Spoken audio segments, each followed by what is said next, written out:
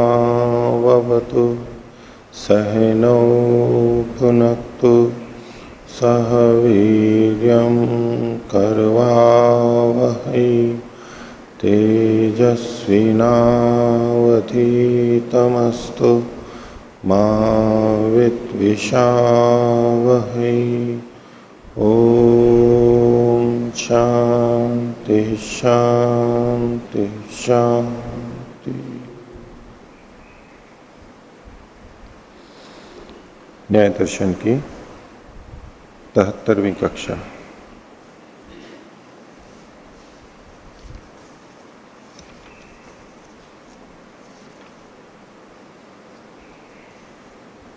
न्याय दर्शन के तृतीय अध्याय का दूसरा आनेक चल रहा है और पिछली कक्षा में हमने 7वें सूत्र तक देखा था। विषय था बुद्धि नित्य है अथवा अनित्य है, और बुद्धि का मतलब ज्ञान के रूप में देखते हुए भी, लेकिन उसके साथ साथ द्रव्य को भी बीच बीच में लेके उसके संबंधित भी चर्चा हुई है। वो पिछले पार्ट में से किन्हीं को कुछ पूछना है तो पूछ सकते हैं। हाँ, ओम पृष्ठ संख्या 380। हाँ, प्रथम अनुच्छेद तीसरी पंक्ति। हाँ, ज्ञानम चेत बुद्धे अंतःकरणस्य अभ्युपगम्यते चेतनस्य इदानीं किम स्वरूपः। यहाँ पर बुद्धि को भी इन्होंने चेतन स्वरूप मान लिया है, उसका ज्ञान स्वीकार करते हुए अभ्युपगम से। हाँ। तो यहाँ जो ये चेतनस्य इदानीं किम स्वरूपम है, ये बुद्धि के स्वरूप को जानना चाहते हैं या चेतन आत्मा के स्वरूप को जानना चाहते हैं? आत्मा के। और इसी प्रकार है ना, इसमें ज्ञानम चेत बुद्धे अंतःकरणस्य, ज्ञान यदि बुद्धि अर्थात अंतःकरण का स्वीकार किया जाए तो, अभ्युपगम से ही कह रहा है, और बुद्धि को चेतन मानते हुए बुद्धि को आत्मा नहीं कह रहा है। ये है तो बुद्धि ही, अंतःकरण ही है, यानी साधन ही है, लेकिन उसको भी अगर चेतन मान लिया जाए तो जो मुख्य चेतन, यानी तो मुख्य भी हटा लीजिए, तो जो आत्मा है वो उसको भी चेतन मानना पड़ेगा। तो उसका लक्षण इससे भिन्न क्या किया जाएगा, ये बात है। हाँ। इसी तरह से इस पंक्ति के अंत में जो किया है, ज्ञानेन च बुद्धौ वर्तमानेन अयम चेतन है, ये भी चेतन आत्मा का ही कथन किया जा रहा है, बुद्धि चेतन का नहीं।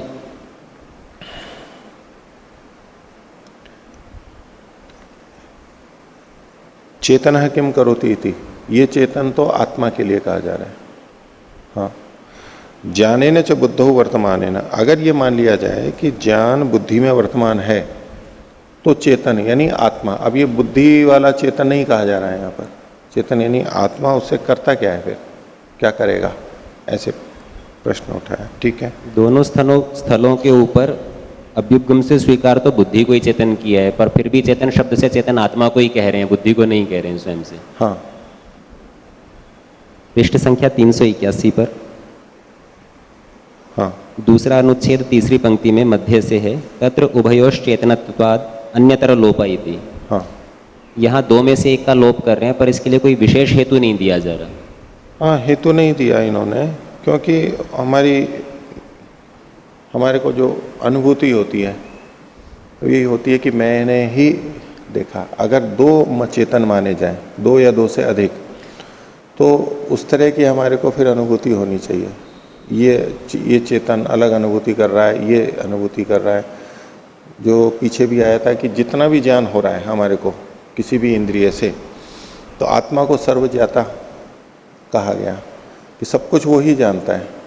यदि दो चेतन होते, अलग अलग होते, तो ये अलग अलग अनुभूतियां होती कि इसको तो ये जान रहा है और इसको ये जान रहा है। और अगर दोनों जान रहे होते सबको, तो भी अंतर होता है कि ये भी जानता है सबको और ये भी जानता है सबको। वो भेद का अनुभव आना चाहिए था, लेकिन प्रत्यक्ष में हमारे को ये भेद प्रतीत नहीं होता है। बस यही इसमें पीछे कारण बनेगा, क्योंकि अलग से तो इन्होंने नहीं कहा। समानम भवति पुरुषश्चेतयते बुद्धिर जानीते इति अत्रापि अर्थो न भिद्यते और तत्र उभयोश्चेतनत्वात् अन्यतर लोपयति। इसके पीछे मतलब ये अभ्युपगम सिद्धांत से मान करके चल रहे हैं, यहां सिद्ध नहीं कर रहे हैं, लेकिन मान के चल रहे हैं कि चेतन तो एक ही होगा। उस बस सिद्धांत को यहां पर लगा दिया है कि तत्र उभयोश्चेतनत्वात्, अगर इन दोनों को चेतन मान लिया जाए आपके कथनानुसार, तो एक का तो लोप होना ही है, क्योंकि चेतन तो एक ही हो सकता है, अभिमानी आत्मा तो एक ही हो सकता है। ये सिद्ध बात के आधार पर बस यहाँ कथन कर दिया, एक ही होगा। इसमें कोई हेतु या चर्चा प्रमाण यहाँ पर रखने का इनका नहीं, वो मान करके चल रहे हैं, सिद्ध बात को मान के कथन किया गया है। और वैसे हेतु तो इसी तरह बन सकता है कि, और वैसे अन्य दर्शनों में जैसे सांख्य आदि में भी अभिमानी आत्मा है तो वो एक ही होती है, जिसने कर्म किए उसी के फल के भोग के लिए ये सारा का सारा है, उस ले सकते हैं। बाकी ये थोड़ा हेतु जो मैंने बोले ऐसे कुछ हेतु ले सकते हैं। हाँ, ये वैसे रोचक बात है कि जिस चीज को जानते हैं उसको जानते हुए भी प्रवाद मात्र के लिए चर्चा कर रहे हैं। अब ऐसे में भी फिर से क्या, जिस चीज को जानते हैं कि ये बुद्धि अनित्य है, उसी के लिए बस प्रवाद मात्र, बस चर्चा करने के लिए चर्चा कर रहे हैं। ऐसा करते हुए भी जिस बात को जानते हैं कि आत्मा एक ही है, उसके लिए कोई चर्चा नहीं कर रहे हैं। एक विषय में लगे एक में नहीं लगे, उसी बात को आधार लेते हुए। नहीं, ठीक है, ये व्याख्याकार की और निर्माता की, पुस्तक निर्माता की अपनी स्वतंत्रता है कि वो किस पे चर्चा करता है किस पे नहीं करता है। वो ऐसा सोचते हैं, ये उनका अधिकार मान के चल सकते हैं कि उन्होंने इसको आवश्यक समझा तो उस पर चर्चा की, इसको आवश्यक नहीं समझा तो नहीं की। ठीक है, हमारे को अपेक्षा हो सकती है कि भाई इस पे भी चर्चा करनी चाहिए थी, तो हम जब पुस्तक लिखेंगे तो हम उस पर चर्चा करेंगे। और हो सकता है कोई चीज़ हमारे से भी छूटे और अगली पीढ़ी कहे कि भाई इनको ये भी करना चाहिए था, ये नहीं किया इन्होंने। बिल्कुल कहा जा सकता है, वो अवसर तो, क्योंकि सबकी इच्छाएं अलग अलग होती हैं, अभिप्राय दृष्टि अलग अलग होते हैं, हो ही सकता है, पर उन्होंने आवश्यक नहीं समझा। इसके अलावा और कोई उत्तर नहीं इसका। हाँ हाँ, बोलिए।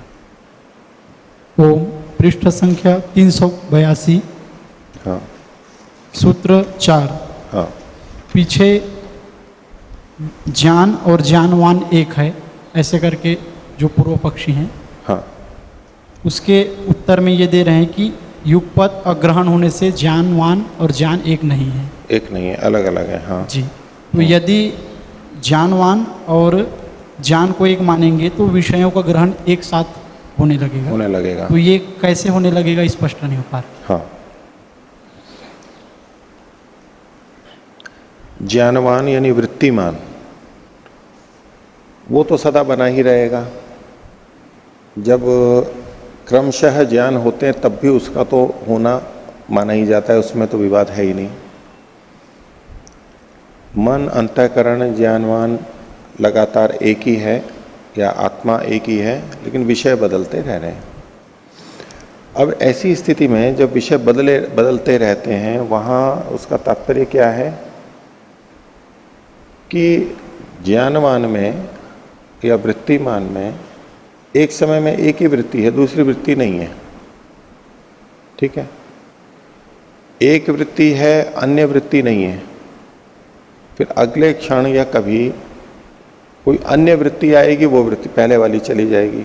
ऐसे वृत्तियों में परिवर्तन आता रहेगा। इसीलिए हम कह पाते हैं कि ज्ञान एक साथ नहीं होते। ये कह रहे हैं ज्ञान एक साथ नहीं होते या क्रमशः होते हैं। तो उसका पीछे आधार क्या बना कि वृत्तियां सब समय में नहीं रहती हैं, भिन्न भिन्न समय में आती हैं, क्रमशः आती हैं। अब यदि वो वृत्तियां हर समय रहें तो क्या होगा? वृत्तियों के एक वृत्ति के रहने पर उसका ज्ञान हो जाता है, वृत्ति नहीं है तो ज्ञान नहीं होता है। ठीक है, वृत्ति और वृत्तिमान में जब भेद मानते हैं, वृत्ति उत्पन्न होती है, नष्ट होती है, अलग अलग वृत्तियां बनती हैं, तो वृत्तिमान जो ज्ञानवान है, ज्ञान हो रहा है, तो वो उसके साथ वृत्तिमान में ज्ञान उससे जुड़ा हुआ है ना। जिस समय वृत्ति, जो वृत्ति होती है वही ज्ञान होता है। ठीक है, किसी एक की वृत्ति हो रही है तो वही ज्ञान होगा, फिर दूसरे को देखेंगे, दूसरे पेड़ को देखेंगे तो उसकी वृत्ति होगी, उसका ज्ञान हो जाएगा। वो साथ साथ होते हैं, यानी वृत्ति के साथ में ज्ञान का होना ना होना। वृत्ति नहीं है तो ज्ञान नहीं है, वृत्ति है तो ज्ञान है, ये बात पीछे इसमें आ जाएगी ना जुड़ करके।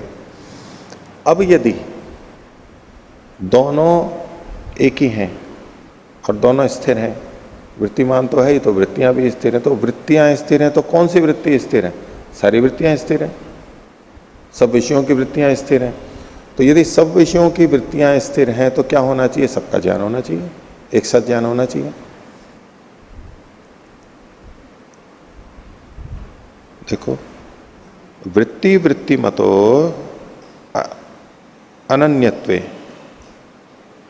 वृत्तिमतो अवस्थानात वृत्तिनाम अवस्थानम इति।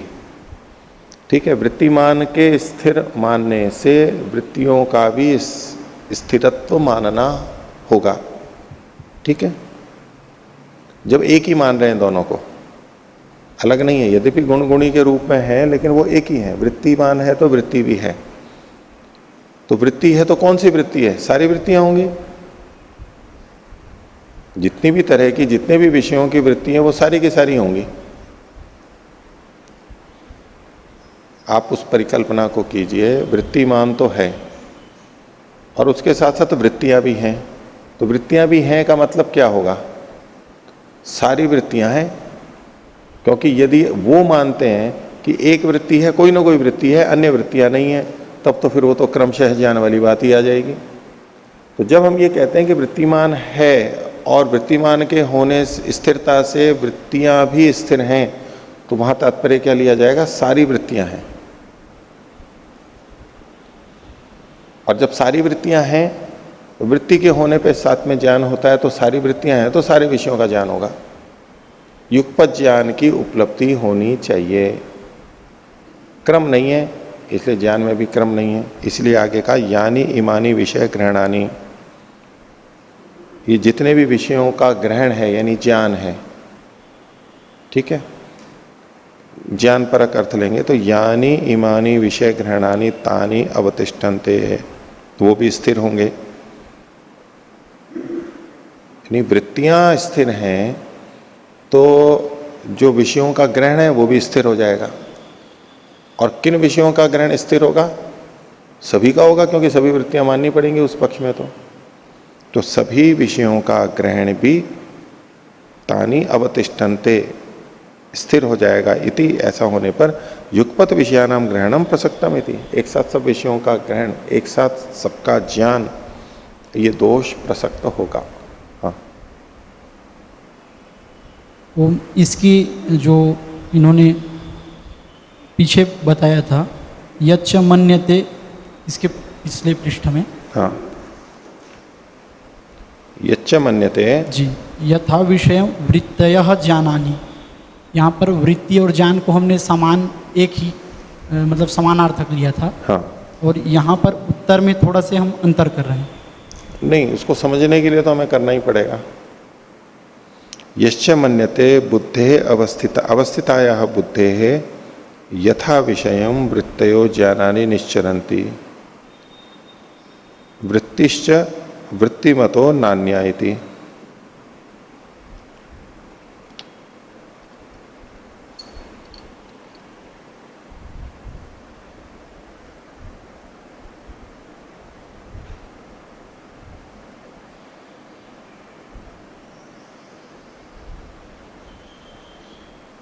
वृत्ति का मतलब ज्ञान ही ले रहे हैं आप। इसको यहां पर ज्ञान शब्द की जगह ग्रहण को कर लीजिए, अब वहां फिर वही बात आ जाएगी। वृत्ति का मतलब ज्ञान ले लिया। अब उसको समझाने के लिए ये जो युगपत अग्रहण कहा है ना, ये नहीं है, युगपत अग्रहणात्, एक साथ अग्रहण होने से। अग्रहण का क्या मतलब होगा? या तो ग्रहण मतलब वो लेना, वो अर्थ लें तो किसका अग्रहण? एक साथ अग्रहण होने से, यानी एक साथ ज्ञान न होने से, यही मतलब निकलेगा। जहां हम उपलब्धि कहते हैं, ग्रहण मतलब यहां उपलब्धि हो गया। ग्रहण करते हैं तो उपलब्ध ही होता है हमारे को कुछ, बुद्धि उपलब्धि ज्ञानमिति अनर्थांतरम की दृष्टि से अब यहां पर ग्रहण शब्द है, आपको कुछ ज्ञान नहीं तो आपको ग्रहण लेना पड़ेगा। तो पंक्ति देख लीजिए, वृत्ति वृत्ति मतो अनन्यत्वे वृत्ति मतो अवस्थानत वृत्ति नाम अवस्थानम इति। तो ज्ञान भी अवस्थित हो जाएंगे, यानी एक साथ सब ज्ञान होने लगेंगे, यही मतलब ले लीजिए। यानी इमानी विषय ग्रहणानी, ये जितने भी विषय ग्रहण हैं, अब ये विषय ग्रहण वो वृत्ति तो है, अगर वृत्ति और ज्ञान एक ही बात है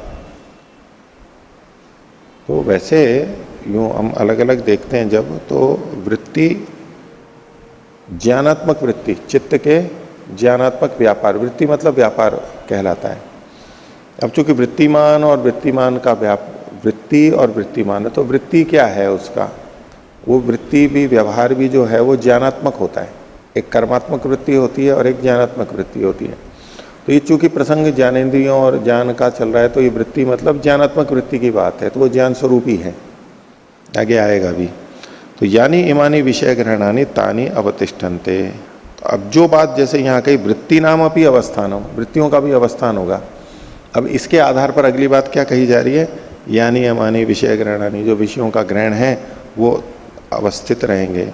तो वृत्ति नाम अवस्थानम भी वही बात है और विषयों का ग्रहण भी वही बात है, तो फिर तो कोई अलग से कहने की बात ही नहीं, लेकिन फिर भी अलग से कहा जा रहा है क्योंकि शब्द वहां पर वृत्ति ले लिया, वृत्ति और वृत्तिमान, तो उनकी जो उपलब्धि है, ग्रहण है, ज्ञान का ग्रहण है, यूं कह लो आप। ग्रहण मतलब भी ज्ञान होता है वैसे, लेकिन यहाँ पर ज्ञान का ग्रहण करके कुछ अलग कर लीजिए कि उनका विषयों का जो ग्रहण है, वो विषयों का ग्रहण मतलब वो ज्ञान ही है हमारे को एक तरह से। तो जो विषयों का ग्रहण है वो एक साथ होने लगेगा। बाकी यहां पर वृत्ति का मतलब ज्ञान ही लेकर के चलेंगे, क्योंकि प्रसंग सारा वो ज्ञान का ही चल रहा है। ऐसे में बीच में जो वृत्ति शब्द आया है तो ज्ञान परख ही लिया जाएगा। वृत्तयो ज्ञानानि निश्चरन्ति, वृत्तय को ही ज्ञानानि करके खोला गया है। ठीक है, हाँ। ओम। पृष्ठ संख्या 378। हाँ, भाष्य में दूसरा अनुच्छेद है, दृष्टि प्रवाद उपलम्भार्थम तु प्रकरणम। हाँ, दर्शन के सिद्धांत को खंडन करने के लिए प्रकरण चलाया गया और आगे उस सिद्धांत को बताया कि एवं ही पश्यन्तः प्रवदन्ति सांख्या पुरुषस्य अंतःकरण भूता नित्या बुद्धि। पुरुष की जो अंतःकरण रूप बुद्धि है वो नित्य है। तो इस बात का तो इन्होंने खंडन तो किया नहीं सिद्धांत का, लेकिन जो उसके लिए हेतु दिए गए थे कि प्रत्यभिज्ञा आदि से, उन हेतुओं का खंडन किया, लेकिन इस सिद्धांत को तो उन्होंने स्वीकार किया ही है। तो हाँ, जो प्रत्यभिज्ञान हेतु दिया उसका साधन का, उस प्रत्यभिज्ञान का खंडन किया है इन्होंने कि प्रत्यभिज्ञान तो आत्मा का होता है, अंतःकरण का नहीं होता है। तो ये अब वो हेतु खंडित होगा तो जो साध्य है वो भी सिद्ध नहीं हो पाएगा।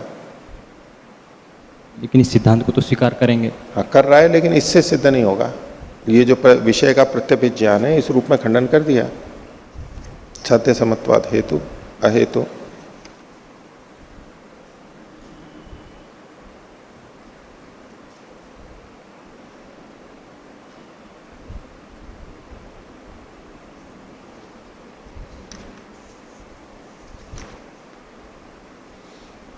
अब इसमें जो ये चर्चा करी ना इन्होंने, उस द्रव्य को, इंद्रिय को लेकर के कर दी। विषय तो था ज्ञान का, और ज्ञान या उस ज्ञान को जब हम बुद्धि शब्द से कह रहे हैं उसको तो ये अनित्य ही मानते हैं,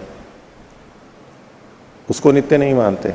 लेकिन अगर उस ज्ञान का मतलब बुद्धि, बुद्धि का मतलब अब अंतःकरण ले लेंगे तो वो तो उस रूप में स्थिर माना ही जाता है, वो तो ये भी मानेंगे।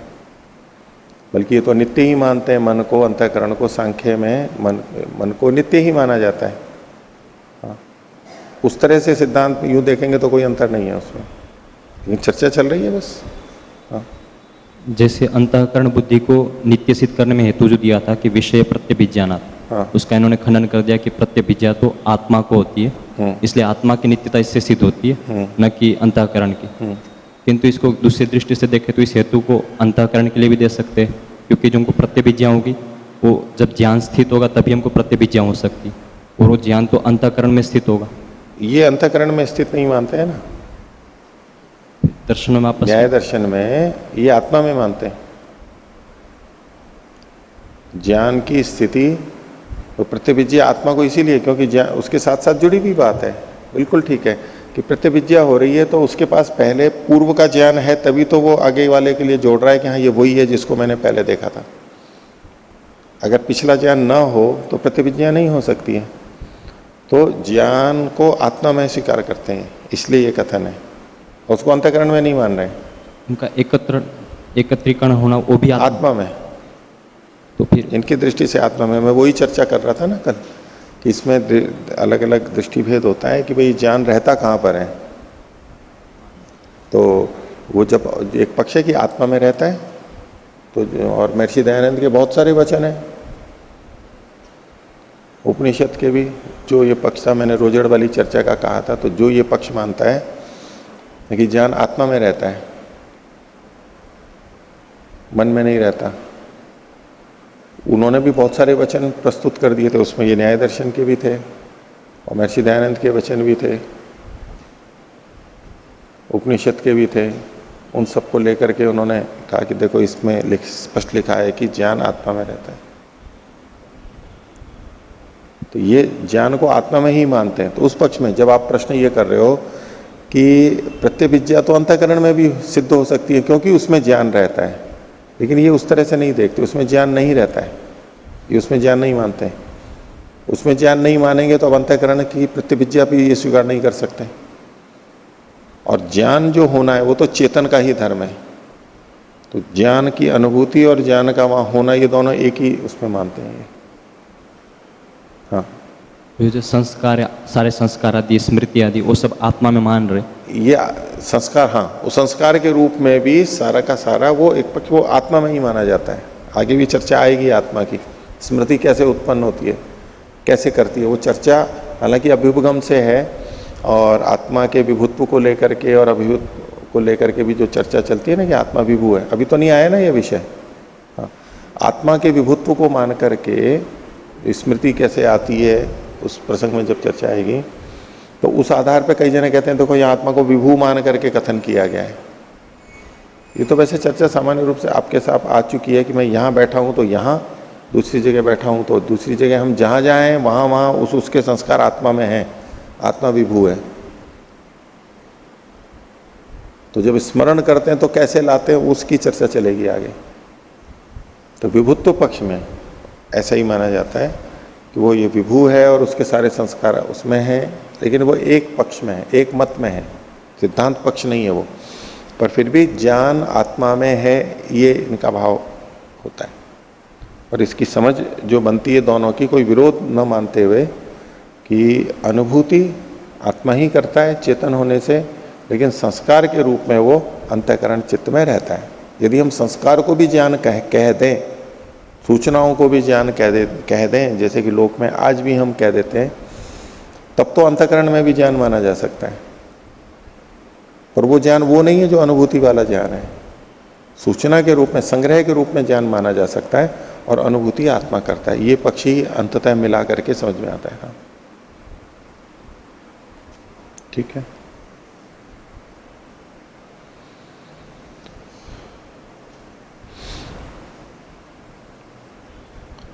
तो आगे का देखते हैं, पृष्ठ संख्या 383।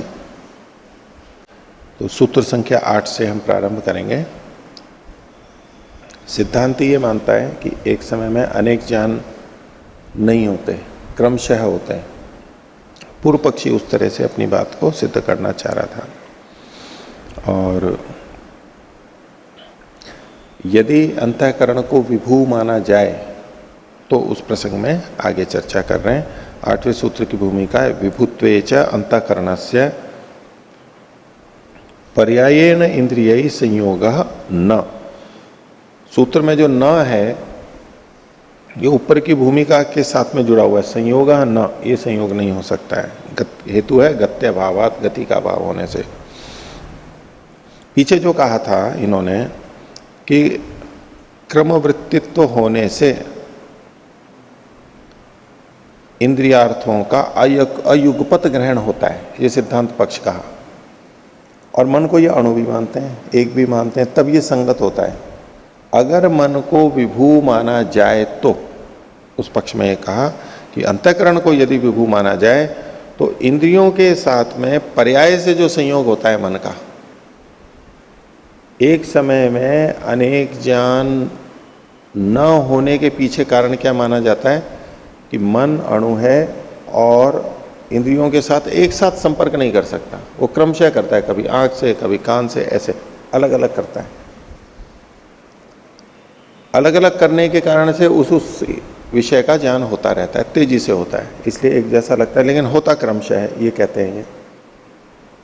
लेकिन यदि मन को, अंतःकरण को विभू मान लिया जाए, विभू मतलब व्यापक मान लिया जाए, अब सर्वव्यापक मानो या न मानो, लेकिन विभू का मतलब सब इंद्रियों के साथ में वो एक साथ जुड़ जाएगा।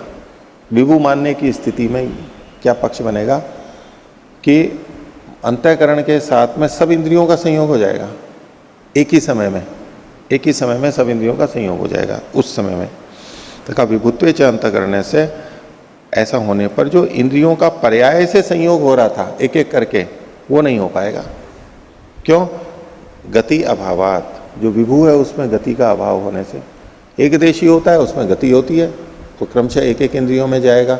लेकिन अगर विभू है तो उसका क्या आना और जाना, वो तो पहले से वहां पर विद्यमान है। तो गति का अभाव होने से पर्याय का भी, इंद्रियों के साथ जो जुड़ना है उसका भी अभाव हो जाएगा। दोष बता रहे हैं उसमें। भाष्य, प्राप्तानि इंद्रियाणि अंतःकरणेन, अंतःकरण के द्वारा सभी इंद्रियां प्राप्त हैं, यानी अंतःकरण सब इंद्रियों तक पहुंचा हुआ है विभुत्व पक्ष में। तो अंतःकरण है ना, कैसे अंतःकरण के द्वारा? विभुना अंतःकरण है, विभू जो अंतःकरण है उसके द्वारा सारी इंद्रियां प्राप्त हैं। और जो प्राप्त हैं तो प्राप्त्यर्थस्य गमनस्य अभाव, तो प्राप्ति प्रयोजन वाले गमन का अभाव हो जाएगा। हम जो गमन करते हैं कि मैं इस खिड़की तक पहुंचूं, खिड़की को प्राप्त हूं, मैं द्वार को प्राप्त हूं, मैं इस यज्ञशाला को प्राप्त हूं, मैं वहां पहुंचूं, इस इच्छा से जो हमारा प्रयत्न होता है वो कब होगा? जब हम एक देशी हैं। और यदि हम व्यापक हैं तो पहले से ही चूंकि प्राप्त है, इसलिए प्राप्ति के लिए कोई यत्न की आवश्यकता ही नहीं है, उसका अभाव हो जाएगा। तो प्राप्त्यर्थस्य गमनस्य अभाव, गमन का अभाव हो जाएगा। और ऐसी स्थिति में तत्र कर्मवृत्तित्व अभावात, क्रमशः व्यापार का अभाव होने से, मन का एक एक इंद्रिय से क्रमशः यानी एक के बाद एक ऐसे अभाव होने से, मन इंद्रियों से क्रमशः जुड़ता है। इसका ऐसा अर्थ नहीं कि 5 ज्ञानेंद्रियां हैं तो पांचों से क्रमशः जुड़ेगा और फिर उसी क्रम से जुड़ता रहेगा। कैसे? इंद्रियों का एक क्रम बना लो पहले, तो 5 इंद्रियां तो आकाश की, तो पहले मान लो श्रोत्र को ले लिया, या तो नीचे से लो तो गंध को ले लो, यानी 5 ज्ञानेंद्रियों का एक पहले तो क्रम बना दिया, 1 2 3 4 5, वो हमेशा उसी क्रम में रहेंगी। अब मन सबके साथ क्रम से जुड़ रहा है,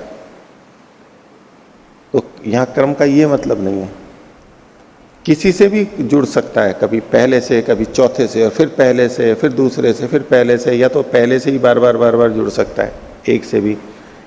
ऐसे क्रमशः का मतलब है कभी भी किसी से अनियमित रूप से, कोई नियम नहीं है उसमें, जैसी जैसी इच्छा होती है आत्मा की उसके अनुसार जुड़ता रहेगा, लेकिन उसको भी क्रमशः ही कहा जाएगा। तो यहाँ क्रमशः का मतलब है एक साथ ना होना।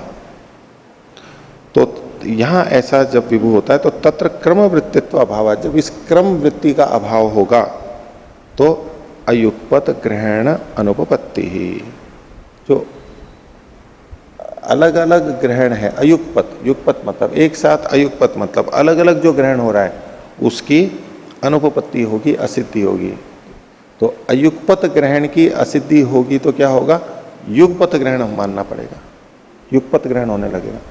अयुगपत ग्रहण नहीं हो रहा है ऐसा कहेंगे तो क्या होगा? फिर युगपत ग्रहण होगा, तो अयुगपत ग्रहण की अनुपपत्ति होगी, जबकि अयुगपत ग्रहण स्वीकार है इनको पक्ष में, और वो उसकी असिद्धि हो जाएगी, जो कि दोष बताया जा रहा है यहां पर। गति अभावाच प्रतिषिद्धम विभुनो अंतःकरण से अयुगपत ग्रहणम, अल्प विराम। विभुनो अंतःकरण से, विभु अंतःकरण के गति का अभाव होने से प्रतिषिद्धम अयुगपत ग्रहणम, जो अयुगपत ग्रहण है, अलग अलग ग्रहण है, वो प्रतिषिद्ध हो जाएगा, निषिद्ध हो जाएगा, सिद्ध नहीं हो पाएगा। जो ये सिद्ध नहीं हो पाएगा वो न लिंगांतरेण अनुमीयते, और वो किसी और प्रमाण से भी सिद्ध नहीं हो पाएगा।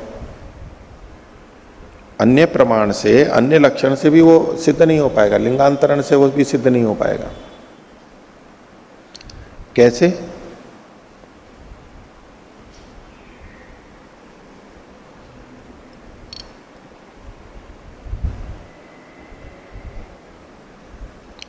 उसके लिए एक उदाहरण दिया, यथा चक्षुषो गति प्रतिषिद्धा सन्निकृष्ट विप्रकृष्टयोः तुल्य काल ग्रहणात् पाणी चंद्रमसोर व्यवधानेन प्रतिघाते सानुमीयते इति।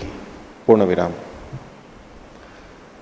ये चक्षु की गति को मानते हुए एक प्रश्न कर रहे हैं कि चक्षुषो गति प्रतिषिद्धा, चक्षु की गति यानी प्राप्ति, चक्षु की विषयों के प्रति प्राप्ति यानी वो चक्षु रश्मियों वाली प्राप्ति, वो प्रतिषिद्ध हो जाती है, खंडित हो जाती है।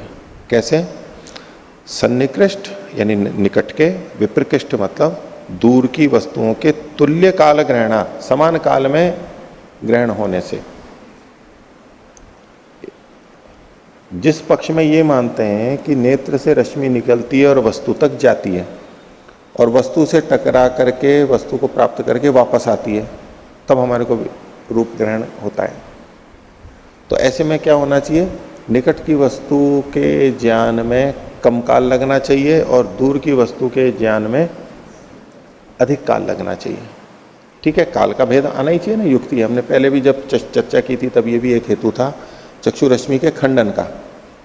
तो ये भी स्वीकार कर रहे हैं कि सन्निकृष्ट विप्रकृष्टयो तुल्य काल ग्रहणात्, चाहे नजदीक की वस्तु हो चाहे दूर की, वो तुल्य काल में हमें दिखाई देती है।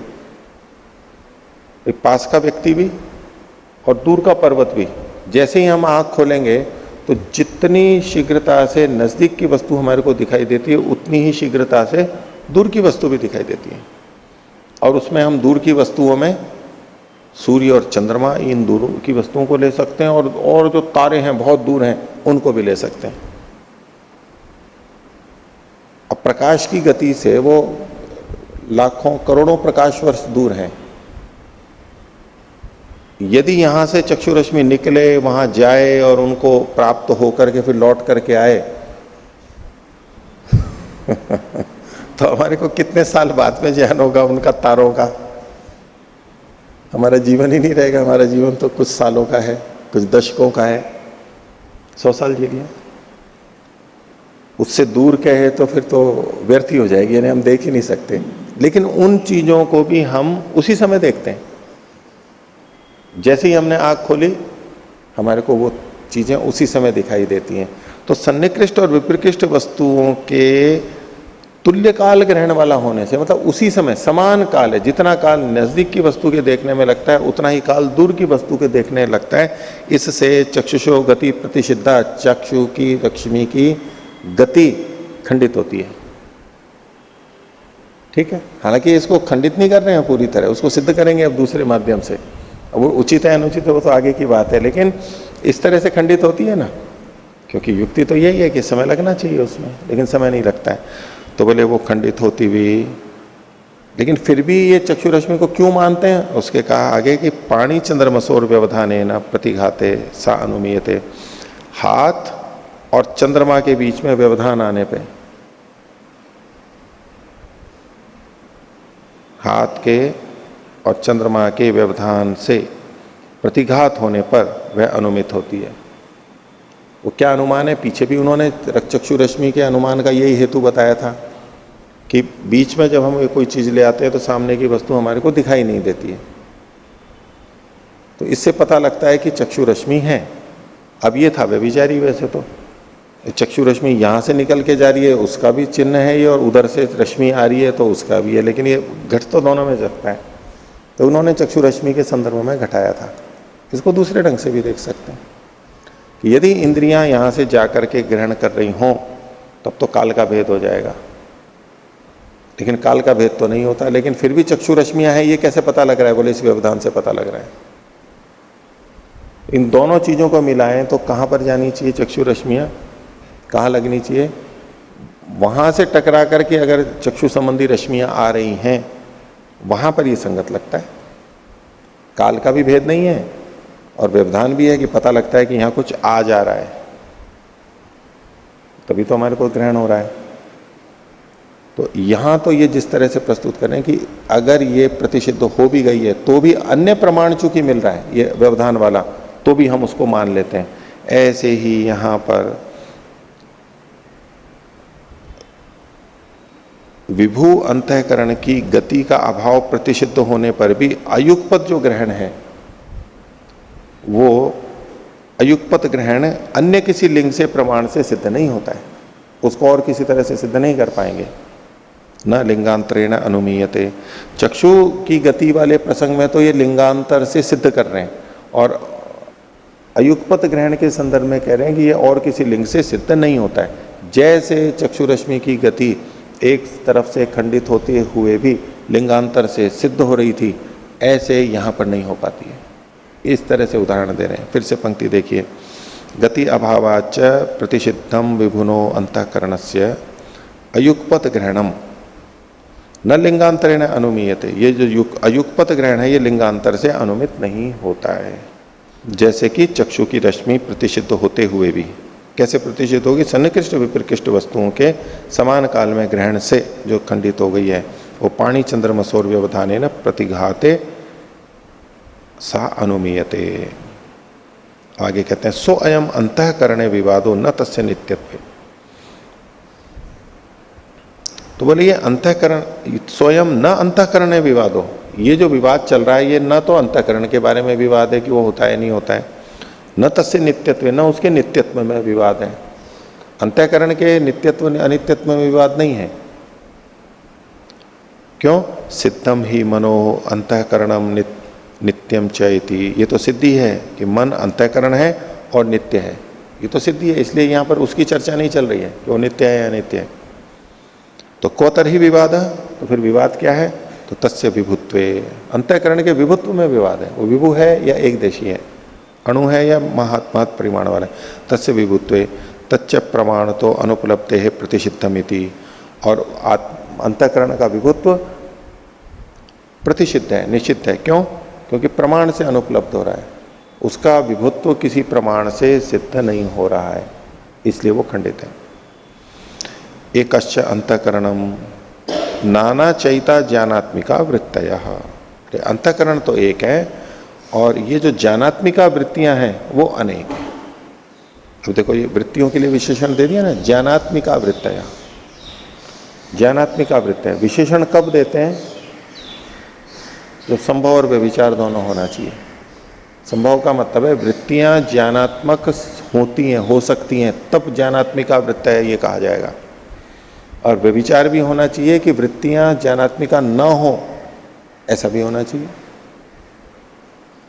यदि सभी वृत्तियां ज्ञानात्मिका हों तो संभव तो है वृत्तियों का ज्ञानात्मिका होना, लेकिन उनका कभी भी व्यभिचार नहीं होता है, तो विशेषण नहीं होता है।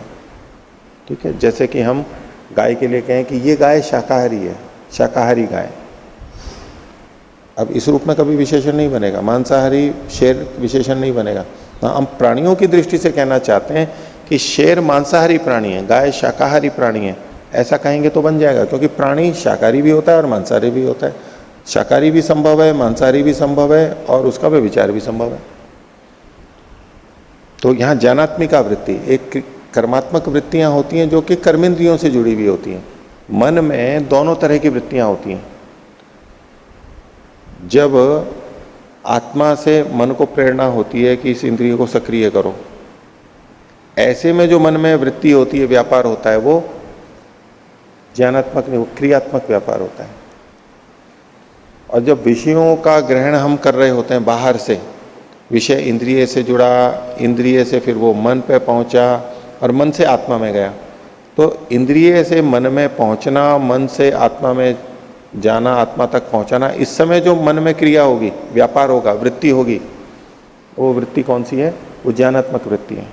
उसके लिए यहां पर इन्होंने कहा ये ज्ञानात्मक वृत्ति की चर्चा चल रही है, क्योंकि ज्ञान और बुद्धि की चर्चा है। और योग दर्शन में जो वृत्तियां रोकने की बात है वो ज्ञानात्मक वृत्तियों की ही बात है, क्योंकि सारी वृत्तियों का स्वरूप वहां पर ज्ञानात्मक वृत्ति का ही है। योगश चित्त वृत्ति निरोधा, तो चित्त की ज्ञानात्मक वृत्तियों की बात है, सभी क्रियात्मक वृत्तियों के लिए नहीं। हालांकि हम वहां पर भी स्थिर बैठ जाते हैं, करते हैं, और क्रिया के साथ साथ ज्ञान भी होता रहता है, दोनों जुड़े हुए हैं। और वहां जो कथन है सारा ज्ञानात्मक वृत्तियों का है, क्योंकि वृत्तियों का जितना स्वरूप है, प्रमाण, विपर्य, विकल्प, निद्रा और स्मृति, वो ये सारे के सारे ज्ञानात्मक ही है। तो इन्होंने कहा एकश्च अंतःकरणम, अंतःकरण एक है, नाना चैता ज्ञानात्मिका वृत्त है, और जो ज्ञानात्मक वृत्तियां हैं वो बहुत सारी हैं, उसको खोल के बता रहे हैं। जैसे चक्षुर विज्ञानम, घ्राण विज्ञानम, चक्षु का ज्ञान, घ्राण का ज्ञान, चक्षु से संबंधित ज्ञान, घ्राण से संबंधित ज्ञान, चक्षु से होने वाला ज्ञान, घ्राण से होने वाला ज्ञान, ये इंद्रिय परक कथन हुआ।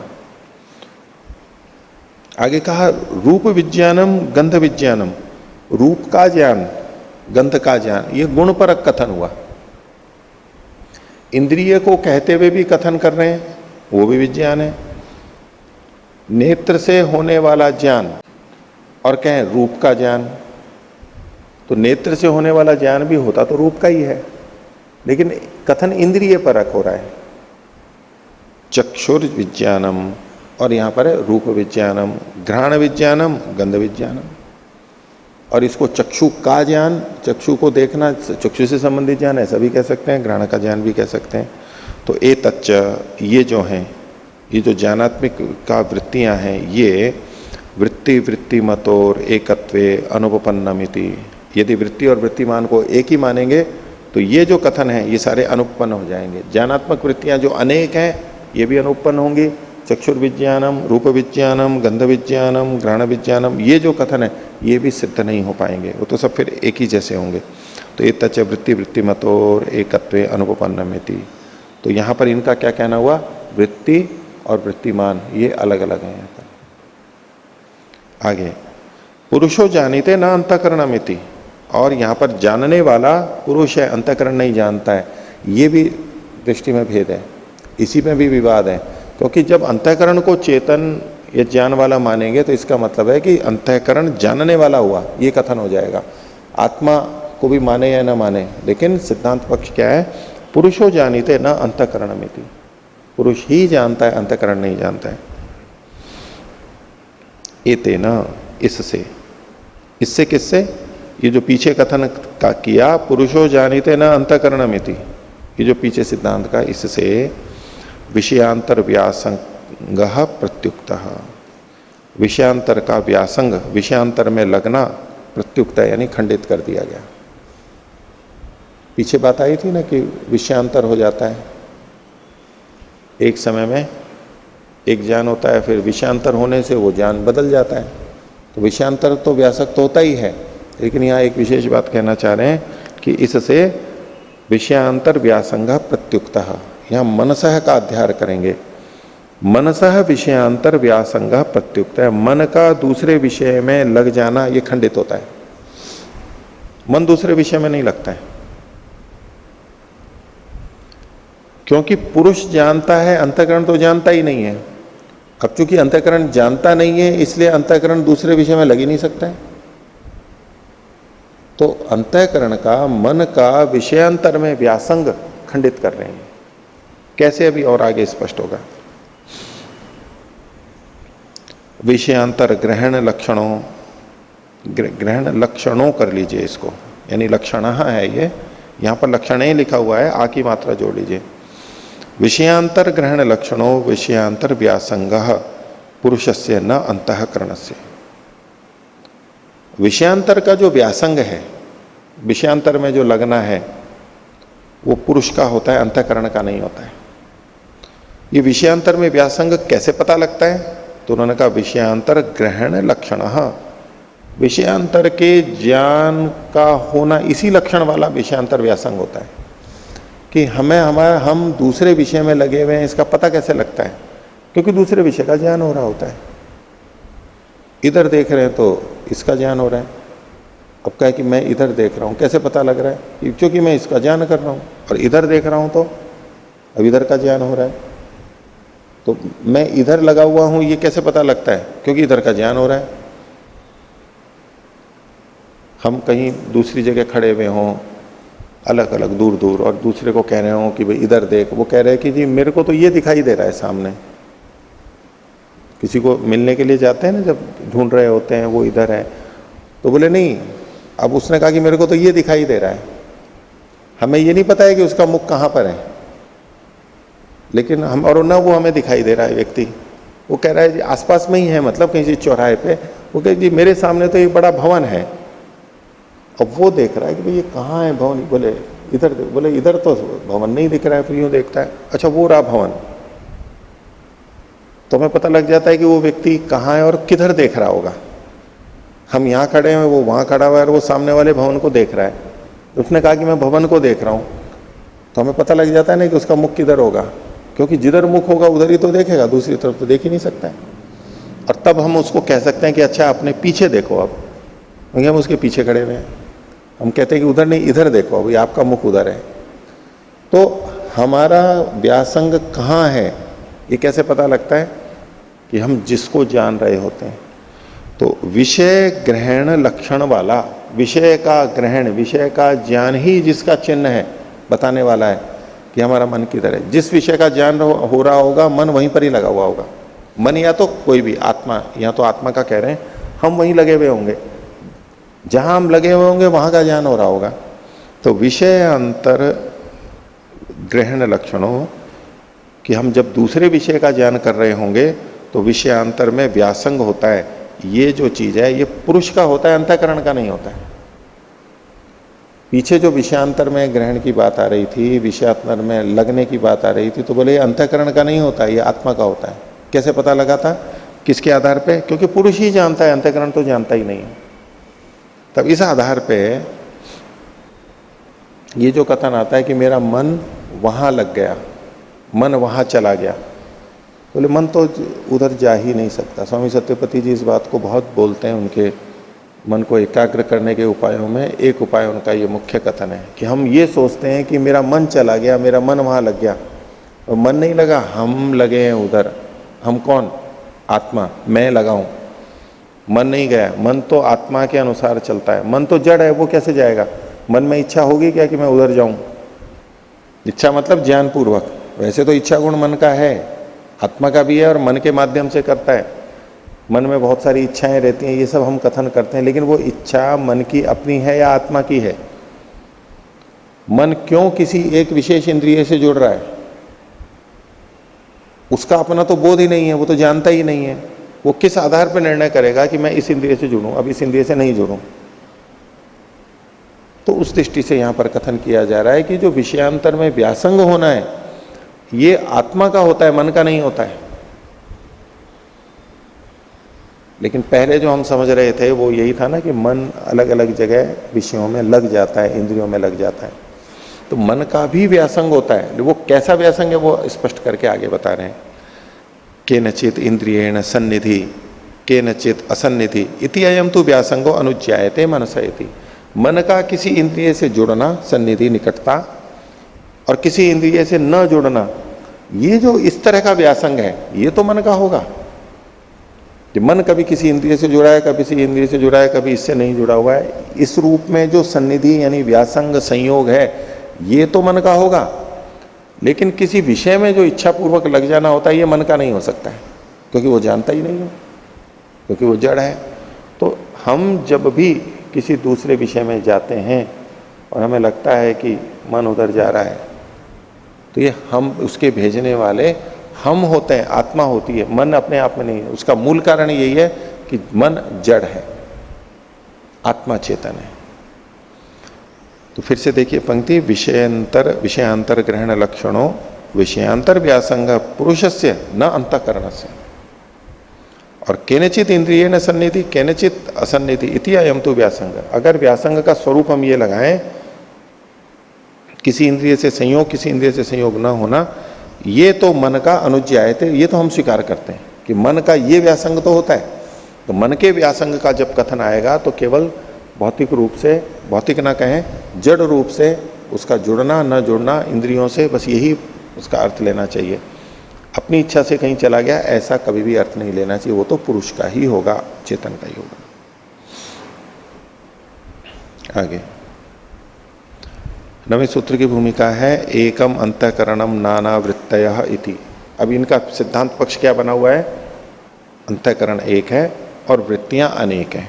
इति, यहां अल्प विराम ले लीजिए। सती अभेद वृत्ते है इदम उच्यते।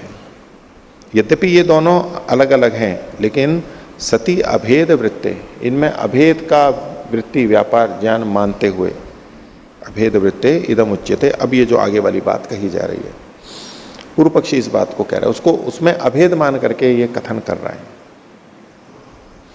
कि सिद्धांती अंतःकरण को तो एक मान रहा है लेकिन वृत्तियां बहुत मान रहा है। तो पूर्व पक्षी यूं कह रहा है कि ये जो आप वृत्तियों को अनेक मान रहे हो, ये आपका ज्ञान भ्रांत है, गलत है, वास्तव में तो एक ही है। तो कैसे, उसको उदाहरण से बता रहा है पूर्व पक्षी। स्फटिक अन्यत्व अभिमानवत तद अन्यत्व अभिमान। स्फटिक के अन्यत्व के अभिमान के समान, ज्ञान के समान, स्फटिक के भेद के कारण से। तो ये उदाहरण कैसा दे रहे हैं? स्फटिक मतलब एक स्फटिक कोई मणि है, उसका अपने आप में जो भी रंग है, उसके पास में जो वस्तु लाई जाती है जिस रंग की, वो उसी रंग का हो जाता है। ऐसे गुण वाला जो स्फटिक है, तो उसके पास में यदि हरा पत्ता लाए तो वो हरे रंग का हो जाएगा, और गुलाबी पुष्प लाए या सफेद पुष्प लाए तो वो गुलाबी या सफेद हो जाएगा। तो ऐसे में कोई ये कह सकता है ना कि स्फटिक तो अलग अलग हो रहा है। स्फटिक में सन्निधि के कारण से अलग अलग वस्तुओं के रंग, अलग अलग रंग वाली वस्तुओं के पास में आने से उसका स्वरूप रंग अलग अलग बदल रहा है। तो बोले वहां एक होते हुए भी, यानी अभेद होते हुए भी भेद के दर्शन हो रहे हैं, नानात्व के दर्शन हो रहे हैं। ऐसे ही वृत्तियों के भी नानात्व के दर्शन केवल हो रहे हैं। वास्तव में तो वृत्ति जो है वो एक ही है, भिन्न भिन्न नहीं है, ऐसा ये प्रतिपादित कर रहा है। तो स्फटिक अन्यत्व अभिमानवत, स्फटिक की भिन्नता के ज्ञान के समान, अभिमान मतलब ज्ञान, तद अन्यत्व अभिमान, तत् का मतलब है वृत्ति के अन्यत्व का अभिमान हो रहा है कि वृत्तियां अलग अलग हैं, वास्तव में अलग अलग नहीं है, ऐसा प्रतीत हो रहा है, केवल ज्ञान हो रहा है। ये पूर्व पक्षी ने रखा।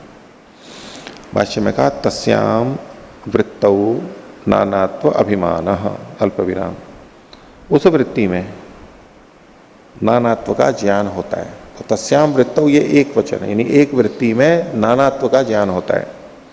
यथा द्रव्यांतरोप हिते स्फटिके, जब जैसे भिन्न द्रव्य के पास में आने पर स्फटिक में, स्फटिक के पास में जब द्रव्यांतर आता है तो द्रव्यांतरोप हिते स्फटिके अन्यत्वाभिमानो, उसमें अन्यत्व का अभिमान होता है कि ये भिन्न स्फटिक हो गया है। कैसे? नीलो लोहिता इति, नीले रंग का या लाल रंग का, इति एवं विषयांतरोपाधानात् इति, इसी प्रकार से विषयांतर का उपाधान होने से, उपधान होने से, विषयांतर का उपधान यानी इंद्रियों के साथ में अलग अलग विषयों के आने पे ऐसा लगता है कि जैसे वृत्तियां अलग अलग हैं, वास्तव में तो वृत्ति एक ही है, ऐसा इसका प्रतिपादन है। तो इसका उत्तर देते हुए सिद्धांती कहता है न हेतु अभावात, ये कथन आपका ठीक नहीं है क्योंकि इसमें हेतु नहीं है। कैसे नहीं है हेतु, उसको आगे बता रहे हैं। तो पहले तो पूर्व पक्षी के वचन को बोल रहे हैं, स्फटिक अन्यत्व अभिमानवद अयम ज्ञानेशु नानत्व अभिमानो गौणो, कि आपने ये कहा था कि स्फटिक के अन्यत्व के अभिमान के समान ज्ञान में भी जो नानात्व का अभिमान है ये गौण है, वास्तविक नहीं है। जैसे स्फटिक अलग अलग रंग वाली दिखते हुए अलग अलग नहीं हो जाती है, उनको उस स्फटिक को जो हम अलग अलग देख रहे हैं वो गौण प्रयोग है, वास्तव में तो एक ही है। ऐसे ही वृत्तियां ये अलग अलग दिखाई दे रही हैं लेकिन वास्तव में एक ही है, ये इसका कथन हुआ, एक बात हुई। इसको विपरीत अल्प विराम में ले लीजिए, स्फटिक से लेकर के गौणों तक। तो बोले ये न पुनः, ऐसा क्यों नहीं मान लेते? एक तो सिद्धांती को कहा था पूर्व पक्षी ने कि स्फटिक के समान ये ऐसा है, तो सिद्धांती कह रहा है कि ये जो आपने कहा स्फटिक के समान ये है, तो इसकी बजाय ऐसा क्यों नहीं मान लेते हो? क्या न पुनर्, ऐसा क्यों नहीं कि गंधादि अन्यत्वाभिमानवत इति, अल्प विराम, गंध आदि के अन्यत्व के ज्ञान के समान।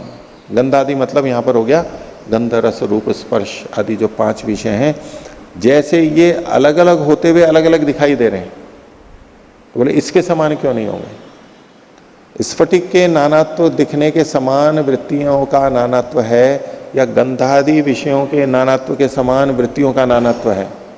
ये क्यों ऐसे क्यों नहीं मान लेते हो आप? सिद्धांत इस ढंग से बात को क्यों रख रहा है? क्योंकि पूर्व पक्षी ने स्फटिक अन्यत्व अभिमान वत इतना दे करके, उदाहरण दे करके अपनी बात को सिद्ध करना चाहा, कोई हेतु तो दिया नहीं। ये इसके समान होता है भाई, इसके समान होता है तो बोले गंधादि के समान क्यों नहीं होता? उदाहरण तो वो भी मिल रहा है। गंधादि विषय अलग अलग प्रतीत होते हैं, अलग अलग होते हैं और अलग अलग प्रतीत होते हैं, तो ये क्यों नहीं हो सकता है? उदाहरण तो दोनों तरह के मिल सकते हैं। एक होते हुए अनेक दिखाई देना और अनेक होते हुए अनेक दिखाई देना, दोनों तरह के उदाहरण मिल रहे हैं। तो उसी तरह क्यों कि एक होते हुए अनेक दिखाई देने के समान कैसे मान लिया आपने इसको? अनेक होते हुए अनेक दिखाई देने के समान क्यों नहीं मान रहे हो आप इसको? इसमें तो कोई आपने हेतु नहीं दिया, हेतु का अभाव है, इसलिए आपका पक्ष सिद्ध नहीं होता है। तो न पुनः, ऐसा क्यों नहीं कि गंधादि अन्यत्व अभिमानवत इति अल्प विराम, कहते हैं हेतुर्नास्ति, इसमें कोई हेतु नहीं है आपके, हेतुर्नास्ति, फिर अल्प विराम, और हेतु अभावात अनुपपन्ना इति, और हेतु का अभाव होने से आपकी बात सिद्ध नहीं होगी। आपने केवल दृष्टांत दिया है, तो जो ऊपर वार्तिक था ना, न हेतु अभावात, उसको खोल दिया। अब ऐसे में यदि पूर्व पक्षी कहे कि समानो हेतु अभाव इति चेत, बोले हेतु का अभाव तो दोनों में समान है, आपने गंधादि के समान बोल दिया, उसमें भी कोई, तो गंधादि के समान है ये क्यों माने? स्फटिक के समान नहीं मानेंगे, हेतु का अभाव है, तो गंधादि के समान कैसे माने? उसमें भी तो हेतु नहीं है। बोले हेतु का अभाव तो दोनों में समान है, इसलिए इससे आप ये सोचो कि मेरा पक्ष तो खंडित हो गया। पूर्व पक्षी सिद्धांति को कह रहा है मेरा पक्ष तो खंडित हो गया और आपका सिद्धांति का पक्ष सिद्ध हो गया, तो ऐसा भी नहीं हो सकता है, क्योंकि हेतु का अभाव तो समान है दोनों में, इसलिए कोई भी पक्ष सिद्ध नहीं होगा। तो समानो हेतु अभाव इति चेत, अगर पूर्व पक्षी ऐसा कहे तो उसका उत्तर सिद्धांति दे रहा है न अल्प विराम, ऐसा नहीं है, हेतु है हमारे पास में। ज्ञानानाम क्रमेण उपजन अपाय दर्शनात्, ज्ञान के क्रमशः एक के बाद एक उत्पन्न होने और नष्ट होने के देखे जाने से, चूंकि वो उत्पन्न होते हैं नष्ट होते हैं, इससे पता लगता है कि ये अनेक है।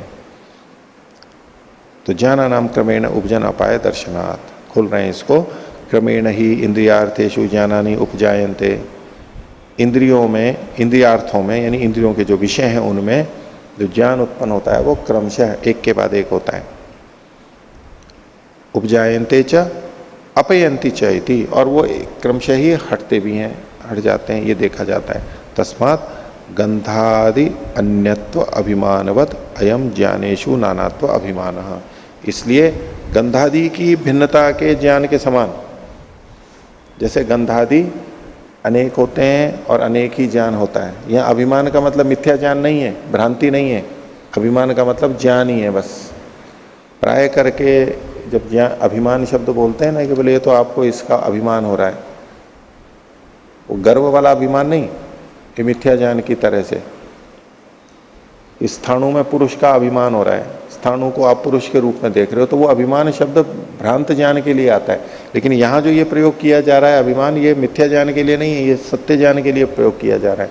तो यहाँ अभिमान का मतलब केवल ज्ञान है। इसलिए गंधादि के अन्यत्व के ज्ञान के समान ये ज्ञानों में जो नानात्व का ज्ञान है वो भी वैसा ही माना जाएगा। तो इससे क्या सिद्ध हुआ कि वृत्तियों का यानी ज्ञान का अनित्यत्व है। बीच में जो अंतःकरण की बात आ गई थी उसमें उन्होंने कह दिया कि अंतःकरण के बारे में तो विवाद ही नहीं है, वो तो नित्य है और एक है। प्रसंग तो ज्ञान का चल रहा था, प्रसंग तो वृत्ति का चल रहा था कि वो नित्य है या अनित्य, बुद्धि का चल रहा था कि वो नित्य है या अनित्य है। अंतःकरण रूप बुद्धि की तो बात ही नहीं थी, वो तो एक है, अणु है, एकदेशी है और नित्य है, दीर्घकाल स्थायी है, इसमें तो कोई विवाद ही नहीं है। इस प्रकार ये प्रकरण समाप्त हुआ। तो ज्ञान अनित्य है, उत्पन्न होता है और नष्ट होता है।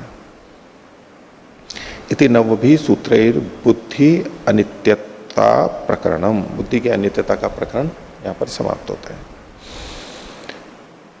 अब पीछे जो स्फटिक वाला उदाहरण दिया था पूर्व पक्षी ने,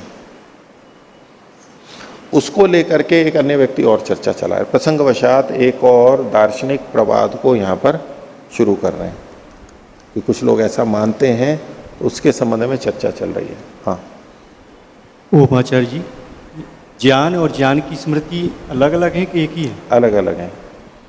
ज्ञान की जो स्मृति है वो भी ज्ञानात्मक ही होती है वैसे तो, क्योंकि स्मृति भी ज्ञानात्मक वृत्ति है, लेकिन दोनों में अंतर होता है। किस रूप में? आप जैसे कथन करें ना, ज्ञान और ज्ञान की स्मृति। मैंने ये जाना कि आपने मेरे से प्रश्न किया, मैं आपको उत्तर दे रहा हूं, तो आपको ज्ञान हो रहा है, मेरे को भी ज्ञान हुआ, हम एक दूसरे को देख रहे हैं। ये जो ज्ञान हो रहा है ये तो हो गया ज्ञान। अभी इसमें स्मृति नहीं है, ये तो सीधे सीधे हो रहा है। अब 1 घंटे बाद में या अगले दिन कभी भी भविष्य में हम इसी को फिर से स्मरण करते हैं, तो ये ज्ञान की स्मृति हुई ना। ये जो घटना हुई थी ये हमारे पास ज्ञान के रूप में ही है। वो जो, और एक तो है कि मैं इस घटना को स्मरण करूं, आप करें कि भी ऐसे प्रश्न पूछा था, ऐसे उत्तर दिया गया उसको, और एक है कि उस जिस समय ये प्रश्न किया जा रहा था उस समय मेरे को ज्ञान हो रहा था और मेरे को उसका ज्ञान है। हम ये स्मरण करते हैं कि मुझे वो ज्ञान है। दूसरा, इसको और दूसरे ढंग से देख सकते हैं, मेरे को इसका ज्ञान था। पहले मेरे को इसका ज्ञान था, अब नहीं है। अब ये जो हम स्मरण कर रहे हैं, मेरे को इसका ज्ञान था, मेरे को इसके नाम का पता था, मेरे को पता था कि इसने कितने रुपए लिए हैं, लेकिन अभी याद नहीं आ रहा। मेरे को इसके घर का पता ज्ञात था। अब ये जो स्मरण आ रहा है, ये उस ज्ञान का स्मरण आ रहा है। हमारे को उसके घर का पता था, नाम का पता था, ये ज्ञान था। और अभी हमारे को स्मरण आ रहा है केवल इतना कि ज्ञान था, वो ज्ञान नहीं आ रहा है अभी। कभी स्मरण ऐसा भी होता है कि पहले ज्ञान था और अभी भी आ रहा है मेरे को कि हाँ इसका ये घर का पता है, ये इसका नाम है, ये भी ज्ञान का है। लेकिन थोड़ा उसमें भिन्नता करने के लिए मैं ये बोल रहा हूं कि ज्ञान था, अभी नहीं हो रहा है ज्ञान। उस ज्ञान की स्मृति तो आ रही है हमारे को, लेकिन वो ज्ञान नहीं आ रहा है अभी। ठीक है। ओम आचार्य जी, ये इंद्रिय सन्निकर्ष से जो ज्ञान होता है तो ज्ञान होते ही नष्ट हो जाता है और फिर स्मृति उसकी ज्ञान की रहती है, ऐसा माने? स्मृति तो बाद में आएगी। आप ज्ञान जिस समय हो रहा है उसको तो कहिए वृत्ति, ठीक है, जिस समय ज्ञान हो रहा है और उससे संस्कार पड़ गया, और उस संस्कार से फिर जब वृत्ति आएगी उसको हम स्मृति कहते हैं, उसको स्मृति वृत्ति कहते हैं, संस्कार को नहीं कहते। लेकिन हाँ, मोटे तौर पे कह देते हैं कि भाई ये शब्द संस्कार के रूप में इसकी स्मृति है। तो जिस समय ज्ञान हो रहा है, पहले ज्ञान हुआ वो वृत्ति थी, मान लो प्रत्यक्ष प्रमाण वृत्ति थी, और उसका संस्कार पड़ गया। हम कह देते हैं मोटी भाषा में कि वो अब उसकी स्मृति में चला गया, वो स्मृति में जाता जाता है, वो संस्कार परक अर्थ कहते हैं। लेकिन वास्तव में स्मृति क्या कहते हैं? उस संस्कार से जब पुनः वृत्ति उठेगी, फिर से जब वो याद आएगा, उसको स्मृति वृत्ति कहते हैं। ठीक है। हाँ, वो भी ज्ञानात्मक ही है, तो बीच में एक संस्कार को और मानते हैं। ज्ञान तो जिस समय जान रहे हैं बस समाप्त, अभी कहाँ है। अब जैसे कि मैं इस लेखनी को जानूं, ये सामने है, तो इस लेखनी से संबंधित मेरा ज्ञान लगातार बना हुआ है, नष्ट हो रहा है या नहीं हो रहा है? लगातार बना हुआ है ना। नष्ट तो तब वो मानेंगे जब मेरे को पता ही नहीं रहे कि ये लेखनी है क्या है, मैंने हाथ में क्या पकड़ रखा था यही मेरे को नहीं पता है। लेकिन अभी लगातार बना है ना, ऐसा हमें प्रतीत होता है। लेकिन हर क्षण हमें नया ज्ञान हो रहा होता है। योग दर्शन में इस प्रक्रिया को काफी अच्छी तरह बताया है व्यास भाष्य में, कि ये जो अभी ज्ञान हो रहा है, अभी इस क्षण मेरे को इसका ज्ञान हुआ, अगले क्षण जो इसका ज्ञान हो रहा है वो नया ज्ञान है, फिर अगले क्षण जो ज्ञान हो रहा है वो नया ज्ञान है। तो 1 मिनट भी हम जब किसी एक वस्तु को लगातार देखते हैं तो मोटे तौर पे लगता है कि हम एक ही ज्ञान हो रहा है, लेकिन वास्तव में हर क्षण नया ज्ञान हो रहा है। क्योंकि देखते देखते जैसे ही आंख बंद की है, जैसे ही अंधेरा हुआ या जैसे ही वस्तु हटी, हमारा ज्ञान समाप्त हो जाता है उसका। वो जो प्रत्यक्ष ज्ञान हो रहा है, वो प्रत्यक्ष ज्ञान समाप्त हो जाएगा, ये ज्ञान उसी समय समाप्त हो गया। अब दूसरी चीज आ गई, दूसरी दिख, ये दिख रहा है, वो आ गया तो दूसरी वस्तु दिखने लगेगी, इसका ज्ञान समाप्त हो जाएगा। अब ये ज्ञान का समाप्त का मतलब है ये जो ज्ञान हो रहा है। लेकिन अगर आप स्मृति वाले को भी लेंगे तो हाँ, स्मृति के रूप में तो है वो, अभी भी संस्कार के रूप में है, वो फिर आएगा स्मृति के रूप में कि हाँ मैं इसको देख रहा था। तो वास्तव में ये जो ज्ञान हो रहा होता है, जिस समय हमें ज्ञान हो रहा है इस क्षण, अगले क्षण में जो ज्ञान हो रहा है वो नया ज्ञान है। तो जो पिछले क्षण हो रहा था वो कहां गया? पिछले क्षण जो ज्ञान हो रहा था वो कहां गया? स्मृति में चला गया, लेकिन ज्ञान के रूप में तो नहीं रहा ना अभी। फिर अगले क्षण हम जान रहे हैं, फिर अगले क्षण हम जान रहे हैं। तो जिस क्षण हम जान रहे हैं उस समय में इस वस्तु का ज्ञान हमारे को हो रहा है। प्रतीति हो रहा है कि लगातार बना हुआ है इसी वस्तु का ज्ञान, लेकिन वास्तव में यह हर बार नया ज्ञान हो रहा है। हर क्षण नया हम देख रहे हैं इसको, नया नया नया नया ज्ञान हो रहा है। और जब नया ज्ञान हो रहा है तो इसका मतलब पिछला नहीं है अभी। वो स्मृति में गया वो एक अलग बात है, लेकिन ज्ञान जो बोध है वो तो उसी समय होता है, बस उसके बाद में नहीं रहता है वो। क्षणभंगुर देखिए तो अनित्य कह रहे हैं उसको। ये जो ज्ञान बुद्धि गुण है ये अनित्य है। अच्छा, अब आप स्मृति को ले लीजिए। वैसे तो वो इकट्ठा हो गया और अब हम उसको याद कर रहे हैं। अब हम याद कर रहे हैं किसी को। अब जिस समय हम याद कर रहे होते हैं उस समय भी ज्ञान आ रहा है। वो ज्ञान लगातार बना रहता है। हम किसी व्यक्ति वस्तु को लंबे काल तक ज्ञान में रख सकते हैं ना, स्मरण में रख सकते हैं। जैसे परमात्मा को रख ले या कोई रुपए को रख ले स्मरण में, अपने घर को रख ले, अपने माता पिता कोई और किसी भी प्रिय को रख ले अपने स्मरण में, बच्चों को रख ले, तो लगातार रख सकते हैं ना स्मरण में। पर उस समय भी वो स्मरण हर क्षण नया हो रहा होता है, लगातार नहीं, वही नहीं चल रहा होता है। क्योंकि यदि हम किसी एक का स्मरण कर रहे हैं और उसी समय हम अगर दूसरे का स्मरण करने लगते हैं तो वो पहले वाला स्मरण चला जाता है ना, फिर तीसरे का स्मरण करने लगते हैं तो वो दूसरा चला जाता है। लेकिन यदि एक ही स्मरण चल रहा है लगातार, ओम ओम का ही स्मरण चल रहा है और किसी चीज का स्मरण चल रहा है, एक ही का ही, एक व्यक्ति का चेहरा वो ही चल रहा है, एक स्थान, एक भवन, उसी वही लगातार मन में है, सामने नहीं है, स्मृति में आ रहा है, वो भी हर क्षण नया नया हो रहा होता है। हमने स्मरण किया, फिर स्मरण किया, फिर स्मरण किया, बार बार हम उसको स्मरण कर रहे हैं। संस्कार से बार बार वो वृत्ति के रूप में आ रहा होता है। ऐसा नहीं है कि संस्कार से निकल के वृत्ति रूप में आ गया और अब ये जू का तू बना हुआ है, जैसे वस्तुएं जू की तू बनी हुई रहती हैं, ऐसा नहीं होता है। वो देर तक बना रहे, हर क्षण नया ही ज्ञान आ रहा होता है स्मृति में भी। तो चाहे प्रत्यक्ष कर रहे हो, चाहे स्मृति में कर रहे हो, और दूसरे प्रमाणों में भी, अनुमान में भी। धुएं को देख करके अग्नि का ज्ञान, तो धुएं को देखा अग्नि का ज्ञान हो गया। अब धुआं लगातार आ रहा है 5 मिनट 10 मिनट तक, तो हमें लगातार 5-10 मिनट अग्नि का ज्ञान हो रहा है। तो ये हर क्षण नया ही तो ज्ञान हो रहा है। हर क्षण हम धुएं को नया देख रहे हैं और अग्नि का जो ज्ञान कर रहे हैं वो हर क्षण नया है। और धुआं समाप्त हुआ तो वहां ज्ञान में भी अंतर आ जाएगा। या हम धुएं को नहीं देखेंगे तो वहां अग्नि का ज्ञान नहीं हो रहा होगा। और धुएं को नहीं देख रहे हैं, दूसरी तरफ चले गए और फिर भी अग्नि का ज्ञान हो रहा है, तो वो फिर अब वो स्मृति वाले क्षेत्र में चला जाएगा कि हमने धुएं को देख के अग्नि को जाना था, अब उसकी स्मृति करते हुए हम ज्ञान प्राप्त कर रहे हैं, फिर से बार बार कर रहे हैं। तो इस दृष्टि से ज्ञान जो हो रहा है, बोध, जो कि आत्मा का गुण है, क्योंकि ये ज्ञान गुण की जब बात कर रहे हैं तो अंतःकरण का ज्ञान तो खंडित कर रहे हैं, मन में ज्ञान नहीं, आत्मा में जो चेतन है वो क्षणिक ही होता है।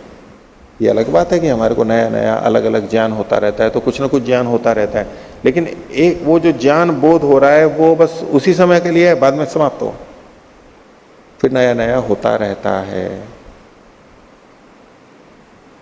ठीक है।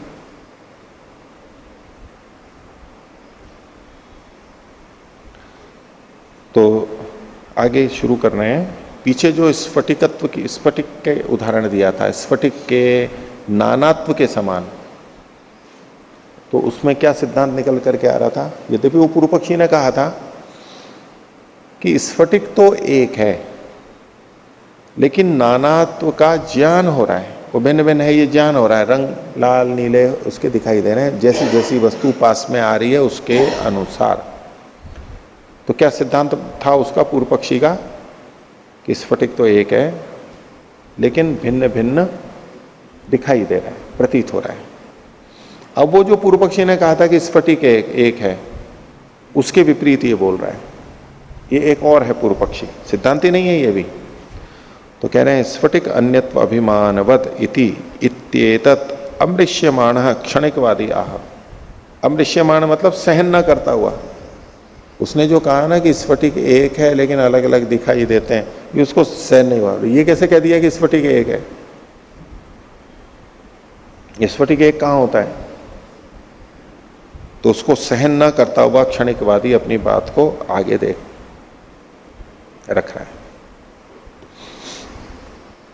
10वां सूत्र है स्फटिकेपि अपरापरोत्पत्ते है अल्प विराम क्षणिकत्वाद व्यक्ति नाम अल्प विराम अहेतु।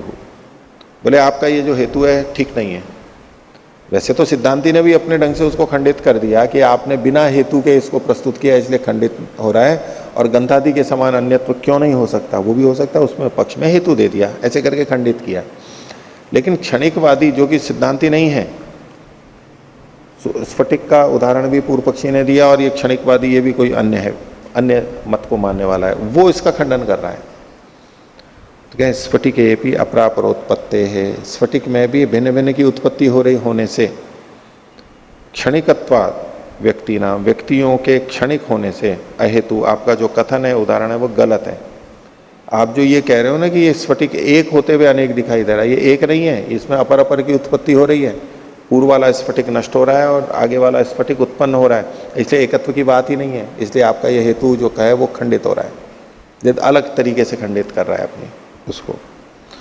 तो स्फटिक भी अपरापरोत्पत्ति है, ये हेतु है। स्फटिक में भी अपर अपर यानी दूसरे दूसरे भिन्न भिन्न की उत्पत्ति होने से व्यक्ति नाम क्षणिकत्वाद, व्यक्ति के यानी इकाई के यानी स्फटिक के क्षणिक होने से अहेतु आपका जो एक कथन है ठीक नहीं है। भाष्य देखिए, इसी को खोल रहे हैं। स्फटिकस्य अभेदेन अवस्थितस्य उपधान भेदात नानत्वाभिमान इति अयम अविद्यमान हेतु का पक्षः। तो पूर्व पक्षी की बात को ही उद्धृत कर रहा है ये क्षणिकवादी कि स्फटिक के अभेद से, यानी एक ही है, स्थिर है, नित्य है, अवस्थितस्य जो अवस्थित है, स्थिर है, उसके उपधान के भेद से, निकट में जो उपाधि के भेद से, अन्य वस्तु के भेद से नानत्व का जो ज्ञान हो रहा है, ये जो आपने कथन किया, ये अविद्यमान हेतु का पक्ष है। इसमें कोई हेतु विद्यमान नहीं है, खंडित पक्ष है आपका। तो वो पूर्व पक्षी पूछता है इस क्षणिकवादी से, अकस्मात कैसे? तो बोले स्फटिके भी अपरापरोत्पत्ति है, स्फटिक में भी दूसरे दूसरे की उत्पत्ति होने के कारण से। खोल रहे हैं इसको, स्फटिके भी अन्य व्यक्तय उत्पद्यन्ते अन्य निरुध्यन्ते इति। स्फटिक में भी भिन्न व्यक्ति उत्पन्न होते हैं और अन्य नष्ट होते जाते हैं, क्योंकि एक ही बार तो होता नहीं है कि एक बार नष्ट हुआ और एक बार उत्पन्न हो गया, वो तो फिर नष्ट होता है, फिर उत्पन्न होता रहता है, चलता ही रहता है। इसलिए स्फटिक में भी अन्य व्यक्तियां उत्पन्न होती हैं और अन्य व्यक्तियां नष्ट होती रहती हैं। तो पूर्व पक्षी को ने पूछा क्षणिकवादी से कि कथम, ये कैसे मान लिया आपने कि ये उत्पन्न होती है और नष्ट होती रहती हैं? तो उसने हेतु दिया क्षणिकत्वात् व्यक्ति नाम, जो व्यक्ति हैं वो क्षणिकी होती हैं, व्यक्ति क्षणिक होती हैं, इसलिए इसमें उत्पत्ति और नाश मानना पड़ता है। क्षणिक का क्या मतलब हुआ? तो कह रहे हैं क्षणश्च अल्पियान काल अल्प विराम क्षण स्थिति का क्षणिका। क्षण को कह रहे हैं, क्षण का मतलब है अल्पियान काल है, बहुत थोड़ा सा काल, सबसे कम काल। और जो क्षण में स्थिति वाले हैं क्षण तो छोटा सा काल हुआ, उस छोटे से काल में जो रहता है उसको क्षणिक कहते हैं। क्षण में जो रहता है उसको क्षणिक कहते हैं। उससे पूछते हैं क्षणिकवादी से, कथम पुनर्गम्यते क्षणिका व्यक्तयति, ये व्यक्तियां क्षणिक है, ये कैसे पता लगा आपको? तो देखो, पहले तो बात थी, पूर्व पक्षी ने, इसने क्षणिकवादी ने कहा था कि इस स्फटिक में अपर अपर की उत्पत्ति होती रहती है। बोले ये कैसे? तो बोले चूंकि व्यक्ति क्षणिक होते हैं। तो बोले अच्छा, व्यक्ति क्षणिक होते हैं, ये कैसे पता लगा आपको?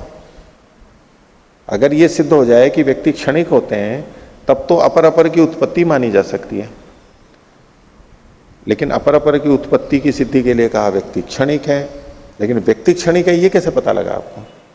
तो कथम पुनर्गम्यते क्षणिका व्यक्तयति, तो उसके लिए क्षणिकवादी बोलता है उपचयापचय प्रबंध दर्शनात् शरीरादिषु। बोले शरीर आदि में उपचय और अपचय का प्रबंध यानी प्रवाह देखा जाता है। इसलिए शरीर जो है ना हमारा, ये शरीर आदि जो होते हैं, इसमें उपचय यानी तो वृद्धि होती है, कोशिकाएं बनती हैं, और अपचय मतलब इसमें क्षय भी होता है, और ये प्रवाह से चलता रहता है। इससे पता लगता है कि सब वस्तुएं उत्पन्न होती है और नष्ट होती है, क्षणिक है। आज भी यही कहा जाता है। जो क्षणिकवादी हैं वो अपने सिद्धांत को बताने के लिए ध्यान आदि भी करवाते हैं, तो उसमें शरीर की नश्वरता, क्षणिकता, इसको वो अनुभव कराते हैं। लोग कहते हैं कि देखो अनुभव करो, तो करते हैं कि उत्पाद व्यय, तो शरीर के अंगों में और जगह मन को केंद्रित करवाते हैं।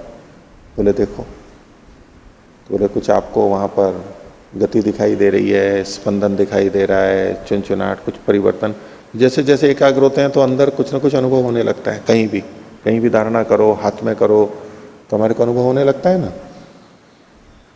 अगर हम हाथ को थोड़ी देर के लिए ऊपर करें, यूं ऊपर कर दें, तो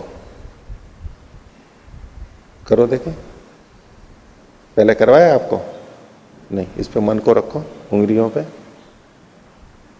नहीं अनुभव में आ रहा है तो आंख बंद कर लो, नहीं तो वैसे भी पता लगेगा। होने लग गया, रखो और देखो, और तेज तेज बढ़ता जाएगा। रखो, थोड़ी देर बाद में और बढ़ता जाएगा या नहीं बढ़ता जाएगा? बढ़ रहा है ना। और थोड़ी देर में दर्द संवेदनाएं और तीव्र होने लग जाएगी ना, और ज्यादा ज्यादा। नीचे कर लो।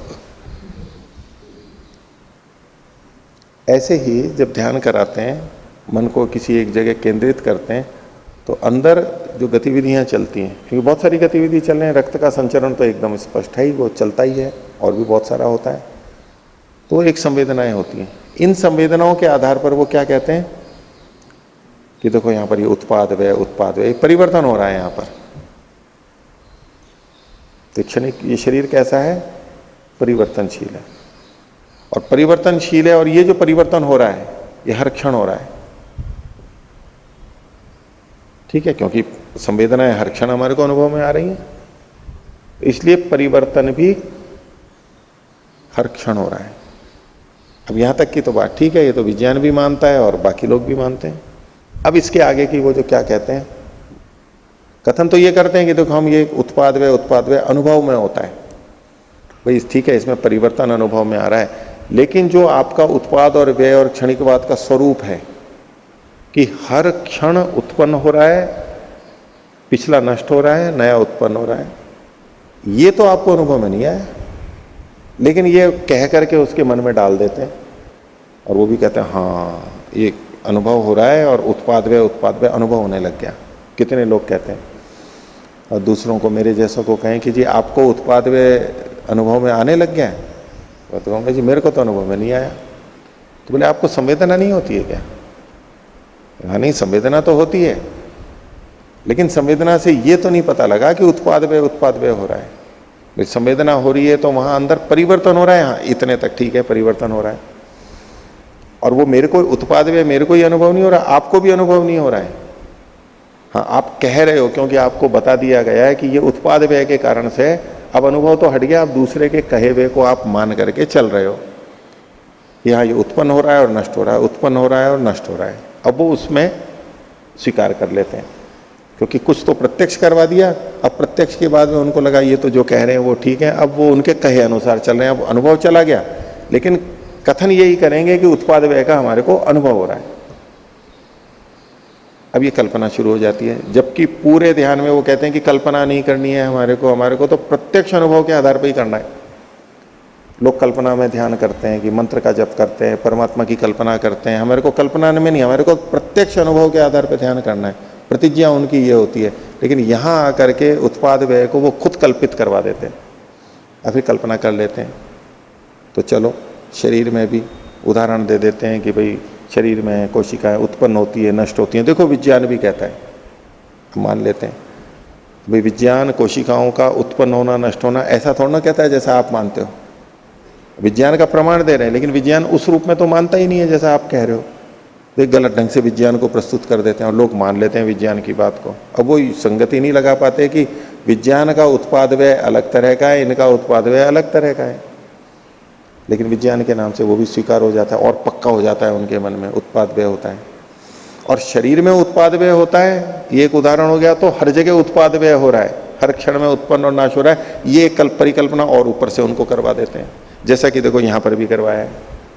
क्या किया इन्होंने, पूर्व पक्षी ने, जब सिद्धांती ने पूछा, ये किसी ने भी पूछा कि कथम पुनर्गम्यते क्षणिका व्यक्तये थी, तो बोले उपचय अपचय प्रबंध दर्शनात् शरीरेषु, शरीरों में उपचय और अपचय का प्रबंध देखा जाता है। अब उपचय अपचय इतना तो दिखता है कि भाई ये व्यक्ति मोटा हो गया, बढ़ गया, युवा बन गया, अब वृद्ध हो रहा है, क्षीण हो रहा है, इतना तो देखा जाता है। तो इससे क्या हुआ, अच्छा इसी को पहले खोल रहे हैं। और पक्तिर निर्वृत्तस्य आहार रसस्य शरीरे रुधिरादि भावेन उपचयो अपचयश्च प्रबंधेन प्रवर्तते। ये उपचय और अपचय शरीर में प्रबंध से प्रवाह से देखा जाता है। वो कैसे, उसको खोल रहे हैं। पक्ति निर्वृत्तस्य आहार रसस्य, पकने से बने हुए जो आहार रस है उसका, क्योंकि आहार रस जो बनेगा वो पचने से ही बनेगा। जो हमने खाया जू का तो शरीर में लगता नहीं है, परिवर्तन तो होता ही है, चाहे रासायनिक परिवर्तन जो भी होता हो उसको पचन ही मानते हैं, पकना ही मानते हैं। तो पकने से बने हुए आहार रस का शरीर में रुधिरादि भावे न, रक्त आदि के भाव से उपचय होता है। अभी रक्त भी बनता है, मांस भी बनता है, मज्जी अस्थि मज्जा ये सब चीजें बनती हैं। तो रुधिरादि भावे न उपचयो अपचयश्च, और उसका अपचय भी होता है, ये प्रबंध से देखा जाता है। अल्प विराम। उपचयात व्यक्ति नाम उत्पादा, जब उपचय होता है तो व्यक्ति का उत्पाद होता है, बनती है वो, उपचय का मतलब बनती है। और अपचयात व्यक्ति निरोधा, और अपचय होने पर व्यक्ति का निरोध यानी नाश होता है, अपचय होते होते नाश हो जाता है। ये दोनों जगह देखा जाता है। एवं च सती, ऐसा होने पर अवयव परिणाम भेदेन वृद्धि ही शरीरस्य कालांतरे गृह्यते। ऐसा होने पर अवयवों के परिणाम के भेद से, अवयवों में परिणाम होता जाता है, बदलाव आता जाता है, इससे वृद्धि ही शरीर से, शरीर की जो वृद्धि है वो कालांतरे गृह्यते, देर से दिखाई देती है, उसी समय नहीं दिखाई देती। जैसे किसी व्यक्ति को हम देखते हैं, प्रतिदिन देखते हो, और वो प्रतिदिन मान लो 100 ग्राम बढ़ रहा है, 10 दिन में 1 किलो वजन बढ़ा लिया, 1 महीने में 3 किलो वजन बढ़ गया उसका, और 6 महीने तक चलता रहा तो 18 किलो वजन बढ़ गया, मान लो। इतना नहीं, 10 किलो बढ़ गया, 5 किलो भी बढ़ता है। तो हमें जब जिसके साथ में रह रहे होते हैं तो एकदम से हमें पता नहीं लगता है, क्योंकि रोज परिवर्तन हो रहा है। लेकिन अगर कई दिनों बाद में देखते हैं उसको, महीने भर बाद में, तो एकदम लगता है अरे आपका तो वजन बढ़ गया या तो कम हो गया, तो एकदम पता लगता है। तो कालांतर में हमें पता लगता है। घड़ा भी नया होता है और वो पुराना हो गया, तो पुरानेपन का पता कब लगता है हमारे को, एकदम तो पता नहीं लगता। यद्यपि हर क्षण में पुराना हो रहा है कुछ ना कुछ, लेकिन हमें गृहित नहीं होता है, हम पकड़ नहीं पाते। ऐसे ही कपड़े आदि के लिए तो ऐसे कहा इन्होंने कि एवं च सती अवयव परिणाम भेदेन वृद्धि ही शरीर से कालांतरे गृह्यते। तो इति सोयम व्यक्ति विशेष धर्मो व्यक्ति मात्रे वेदितव्य। तो ये जो व्यक्ति विशेष का धर्म है, व्यक्ति विशेष धर्म मतलब शरीर में चूंकि ये देखा जाता है, ये व्यक्ति मात्र में यानी हर वस्तु में जानना चाहिए। जैसे शरीर में ये प्रतिक्षण उत्पाद व्यय होता रहता है, ऐसे हर वस्तु में समझना चाहिए। अब ये परिकल्पना में लगे, आज भी ऐसे ही करवाते हैं, वो इसी तरह से करवाते हैं और उनको सिद्ध करा देते हैं वैराग्य की उत्पत्ति के लिए कि संसार कैसा है, क्षणिक है। ये शरीर भी क्षणिक है, ये पृथ्वी आदि ग्रह उपग्रह भी क्षणिक है, और कोई भी चीज स्थिर नहीं है, आत्मा भी क्षणिक है। अगर आत्मा है, आत्मा को जिसको माने भी, जो अनुभव करने वाला है, वो भी क्षणिक है। हर चीज क्षणिक है। और जब हर चीज क्षणिक है, आज है कल नहीं रहेगी, तो क्या इससे सुखी होना और क्या दुखी होना। वैराग्य के लिए देखो कितना अच्छा उपाय है। दुखी तो हम तब हों जब वो दुख हमारा देर तक रह रहा हो, वो तो हर क्षण बदल रहा है। और सुखी तो हम तब हों जब वो चीज हमारे पास देर तक रहे, वो तो हर क्षण बदल रही है। तो क्या तो सुख और क्या, हर चीज तो क्षण वाली है। तो क्या तो सुखी हो उससे। हमारे को एक क्षण के लिए कोई करोड़पति अरबपति बना दे तो क्या सुख है, एक क्षण के लिए। और एक क्षण के लिए हमारे को कंगाल बना दे, दिवालिया बना दे, तो भी उससे क्या दुख है। एक ही क्षण तो है, अगले क्षण तो एक क्षण में क्या है। और ये तो सब क्षणिक है, कुछ स्थिर है नहीं। ऐसा करके वैराग्य की उत्पत्ति की जाती है। वैसे तो वैदिक धर्म में भी अनित्यता को देख के वैराग्य की उत्पत्ति की जाती है, लेकिन वो अनित्यता का स्वरूप भिन्न है, इनकी अनित्यता का स्वरूप भिन्न है। तो ऐसे ये सिद्ध कर रहे हैं। तो स्फटिक में अपर अपर की उत्पत्ति होने से, व्यक्तियों के क्षणिक होने से आपका ये जो कथन है ये ठीक नहीं है, अहेतु है। ये क्षणिकवादी ने खंडित किया। अब इसका खंडन कर रहे हैं। अभी जो खंडन चल रहा है वो तो सिद्धांती कर रहा है। सिद्धांती का सूत्र मानेंगे 11वां, नियम हेतु अभावात यथा दर्शनम अभ्यनुज्या। नियम के कारण का अभाव होने से, ये जो नियम बनाया कि हर वस्तु ऐसे ही उत्पाद व्यय होता रहता है, ये जो नियम है, इसके हेतु का अभाव होने से, इसमें कोई हेतु नहीं है निश्चित, ऐसा ही होता है। यथा दर्शनम अभ्यनुज्या, जैसा देखा जाता है वैसा ही स्वीकार करना चाहिए। कैसे भाष्य में बता रहे हैं, तो कहते हैं सर्वासु व्यक्तिषु उपचयापचय प्रबंध शरीरवद इति नायम नियमः। पूर्ण विराम। पूर्व पक्षी ने, क्षणिकवादी ने क्या कहा था कि जैसे शरीर आदि में उपचय अपचय देखा जाता है, ऐसे सब व्यक्तियों में, सब वस्तुओं में भी उपचय अपचय मानना चाहिए। तो बोले ये कोई हेतु नहीं हुआ कि सर्वासु व्यक्तिषु, नहीं सब वस्तुओं में, पत्थर आदि और सब वस्तुओं में उपचय अपचय का प्रबंध शरीर के समान है। बोले नायम नियम है, ये कोई नियम नहीं बना, इसमें कोई नियम नहीं है कि ऐसा ही वहां पर भी होता है। पूछा अकस्मात, बोले हेतु अभावात, इसमें कोई हेतु नहीं है। क्या हेतु नहीं है, कोई प्रमाण नहीं है कि नात्र प्रत्यक्षम अनुमानम व प्रतिपादकम अस्ति। इस विषय में कोई प्रत्यक्ष या अनुमान प्रमाण नहीं है कि अन्य जगह भी ऐसा ही होता है। तस्मात् यथा दर्शनम अभ्यनुज्या, इसलिए जैसा देखा जाता है वैसा ही स्वीकार करना चाहिए। शरीर में उपचय अपचय जैसा देखा जाता है मान लेंगे, पत्थर में उपचय अपचय नहीं देखा जाता नहीं मानेंगे। किंचित परिवर्तन होता रहता है, वो तो एक अलग बात है कि धीरे धीरे पत्थर भी क्षीण होते हैं, घिसते हैं, ये सब कुछ परिवर्तन बहुत धीरे धीरे होता है, वो जो होता है वो तो मानेंगे। लेकिन ये जैसा उपचय अपचय शरीर का हो रहा है ऐसा तो नहीं मानेंगे वहां पर। तो यथा दर्शनम अभ्यनुज्या, जैसा देखा जाता है वैसा ही मानते हैं। उसको खोल के बता रहे हैं, यत्र यत्र उपचय अपचय प्रबंधो दृश्यते तत्र तत्र व्यक्ति नाम अपरापरोत्पत्ति ही उपचय अपचय प्रबंध दर्शनेन अभ्यनुज्यायते यथा शरीरादिषु। पूर्ण विराम। जिस प्रकार से उपचय अपचय का प्रबंध देखा जाता है जहां जहां, वहां वहां व्यक्ति में अपर अपर की उत्पत्ति उपचय अपचय प्रबंध के दर्शन से स्वीकार कर ली जाती है। जहां उपचय अपचय देखा जाता है वहां पर अपर अपर की उत्पत्ति इसी उपचय अपचय के कारण से स्वीकार कर ली जाती है। यथा शरीर आदि, जहां जैसे शरीर आदि में। और यत्र यत्र न दृश्यते, और जहां जहां ये उपचय अपचय का प्रबंध दिखाई नहीं देता है तो वहां पर अपर अपर की उत्पत्ति भी नहीं स्वीकार की जाएगी। तो यत्र यत्र न दृश्यते तत्र तत्र प्रत्याख्यायते यथा ग्राव प्रभृतिषु। तो जहां जहां ये नहीं देखा जाता है वहां वहां इसका खंडन होगा, जैसे कि पत्थर आदि में। इसलिए सब जगह नहीं मान सकते। स्फटिके भी उपचय अपचय प्रबंधो न दृश्यते, स्फटिक में भी ये उपचय अपचय का प्रबंध दिखाई नहीं देता है। तस्मात् अयुक्तम स्फटिके अपि अपरापरोत्पत्ति ही, इसलिए ये जो आपने कहा कि स्फटिक में भी अपर अपर की उत्पत्ति हो रही है, ये अयुक्त है। वहां दिखना चाहिए, ऐसा पता लगे तो मानेंगे, नहीं तो नहीं मानेंगे। यथा, जैसे कि यथा च, अब ये पूर्व पक्षी ने जिस तरह से कहा कि स्फटिक में भी अपर अपर की उत्पत्ति माननी चाहिए जैसे कि शरीर में होती है, उसके ऊपर व्यंग कर रहे हैं कि ये आपका कथन ऐसा है। यथा च अर्कस्य कटुकिमना सर्वद्रव्याणाम कटुकी मानम आपादये ताद्रिक एतत्, कि किसी ने अर्क को कड़वा देखा। अर्क मतलब आक ले लो, इन्होंने नीचे आम लिखा हुआ है, आम भी कड़वा सा ही होता है, आम के पत्ते छाल वगैरह कसैला कड़वा सा होता है ना, नहीं तो आक जो होता है अर्कस्य, उसके कटु होने से, कटुपन से, चूंकि वो कटु है इसलिए सारे द्रव्य कटु हैं, ऐसा कोई कहे तो बोले ऐसा आपका कथन है कि शरीर में उपचय अपचय आप देख रहे हैं इसलिए सब में उपचय अपचय है, ये आपका कथन ऐसा है। आज करेले की सब्जी खाई ना, अब यहाँ कोई आए और करेले की सब्जी खाए और अगले दिन फिर सब्जी आए तो बोले नहीं ये कड़वी है। ऐसा देखे कि बोले ये तो सब जगह ऐसा ही होता है। एक व्यक्ति थे पहले, आजकल तो समाचार हम दूसरे देखते नहीं, तो आकाशवाणी से रेडियो से ही सुनते थे पहले, तो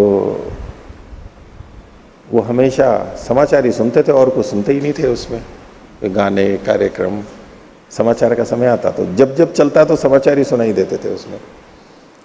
तो बच्चा था, उसने कहा कि जी इनके रेडियो में तो केवल समाचार ही आते हैं, क्योंकि उसने ऐसा ही देखा, उसने ऐसा ही सुना, अब उसको बाकी चीज तो पता नहीं है भाई, लेकिन वास्तव में जैसा होता है वैसा माना जाएगा, केवल यूं ही नहीं कि हमारे को होता है। तो शरीर में है एक चीज ऐसी है तो सारी चीजें ऐसी हैं। जब जब उसने सुना तब तक समाचार ही आ रहे थे, तो उसके मन में ये हो कि जब भी मैं चलाऊंगा तब तब समाचार ही आएंगे, ये तो कोई हेतु नहीं हुआ। हाँ, समाचार के समय चलाएंगे तो समाचार आएंगे, लेकिन बिना समय चलाएं तब भी समाचार आए, ऐसा जो किसी ने मन बना लिया ये तो गलत हो जाएगा। तो ऐसे ही एक वस्तु यदि उत्पाद व्यय वाली है इसलिए हर वस्तु वैसी ही होगी, ये तो कोई बात नहीं होगी, आपको हेतु देना पड़ेगा। जैसे आप यहां उत्पाद व्यय मान रहे हैं, क्योंकि यहां पर वृद्धि और क्षय होता है तो यहां उत्पाद व्यय मान लेते हैं, ऐसे ही जहां पर ये वृद्धि देखी जाएगी वहीं उत्पाद व्यय माना जाएगा, हर जगह नहीं माना जाएगा। अब शरीर की उत्पत्ति वृद्धि और ये देखी जाती है, इस लेखनी की तो नहीं देखी जाती। तो जिस कारण से यहां स्वीकार किया वो कारण यदि यहां पर भी है तब तो इसमें स्वीकार करेंगे, नहीं तो नहीं करेंगे। अब भिन्न भिन्न शरीर हैं, पशु पक्षियों के, पेड़ पौधों के, वहां ऐसा देखा जाता है तो वहां तो मान लेंगे, लेकिन जहां नहीं देखा जाता वहां पर नहीं मानेंगे, लोहे के अंदर नहीं मानेंगे। ऐसा इसने इसका खंडन कर दिया।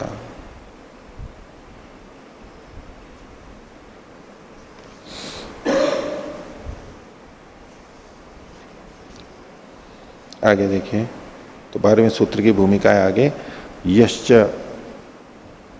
अशेष निरोधेन अपूर्वोत्पादम निरन्वयम द्रव्य संताने क्षणिकताम मन्यते तस्यै तत्, तस्य एतत्, तत् को जोड़ लीजिए, तस्यै तत्।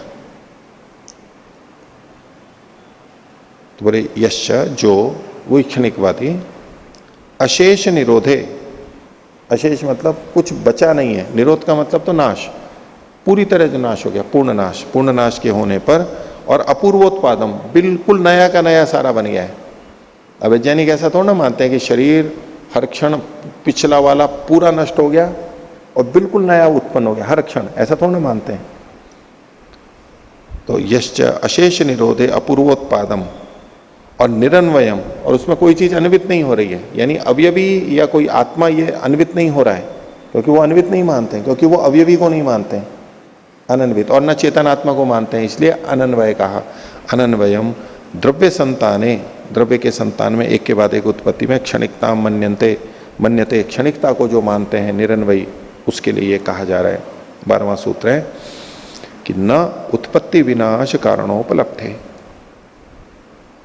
किनमें पदार्थों के अंदर, बोले न, एक कथन आपका ठीक नहीं है, ये नहीं हो सकता, क्योंकि उत्पत्ति विनाश कारण उपलब्ध है,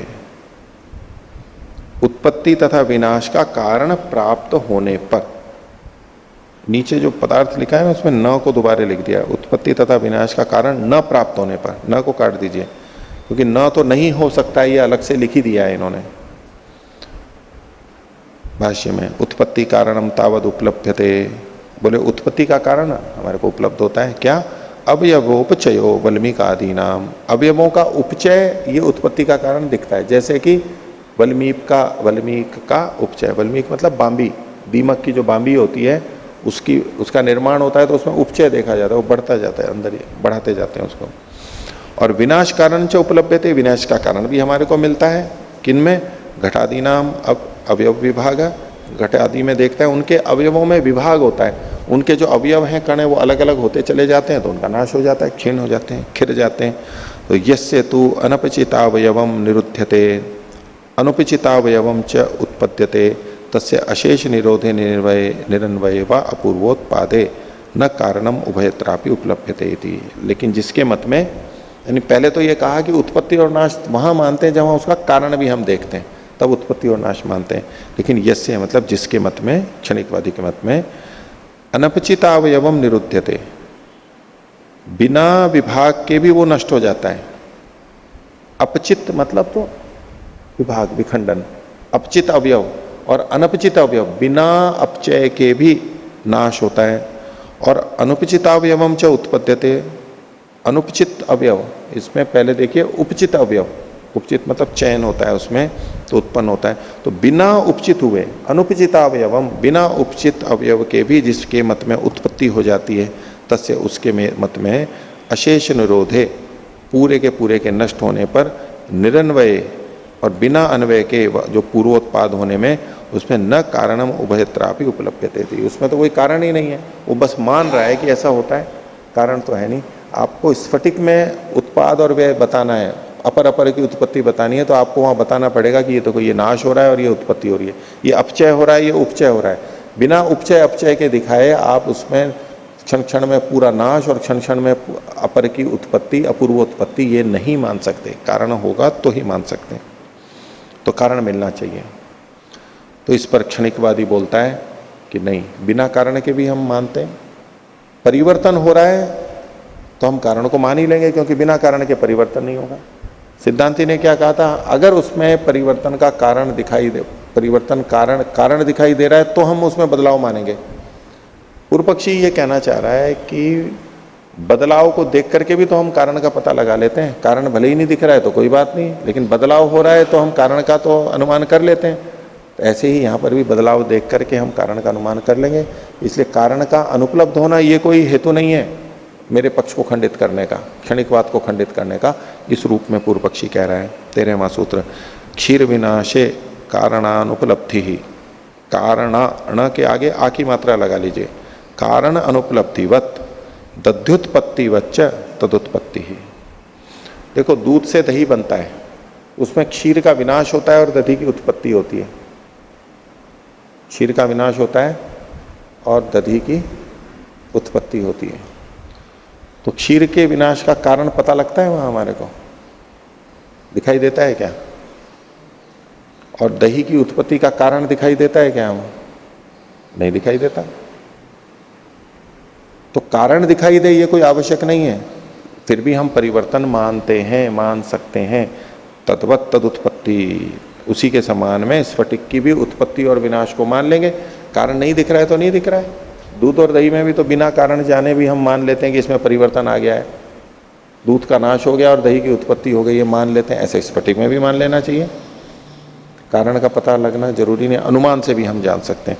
तो क्षीर विनाशे कारण अनुपलब्धिवत, दूध के नाश में कारण के न मिलने के समान, और दध्युत्पत्तिवत, और दधी की उत्पत्ति में भी कारण के उपलब्ध न होने पर भी उसके समान तदुत्पत्ति, स्फटिक की भी उत्पत्ति विनाश हम मान लेंगे।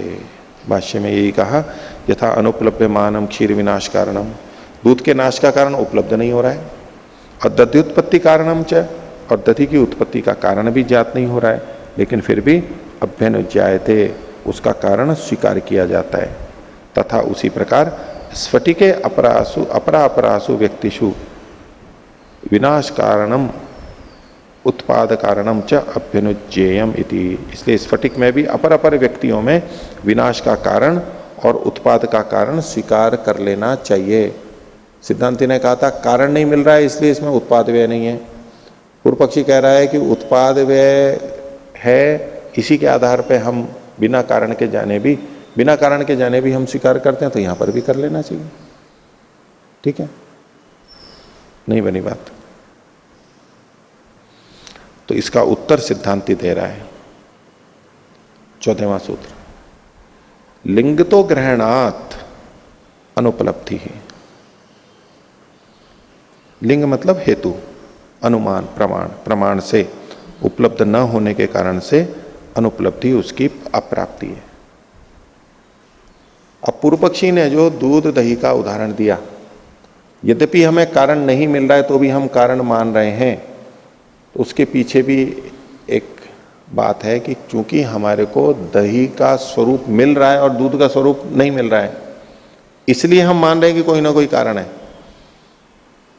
दही का विनाश हमें प्रत्यक्ष प्रमाण से दिखाई दे रहा है, दूध का नाश, और दधी की उत्पत्ति हमें दिखाई दे रही है, उसका रंग, गंध, स्वाद, स्वरूप बदल गया। ये बदलाव दिख रहा है, इसलिए हम कारण के न दिखने पर भी कारण का अनुमान कर लेते हैं कि कारण तो कुछ ना कुछ होगा, तभी तो परिवर्तन हुआ है, नहीं तो हो ही नहीं सकता था।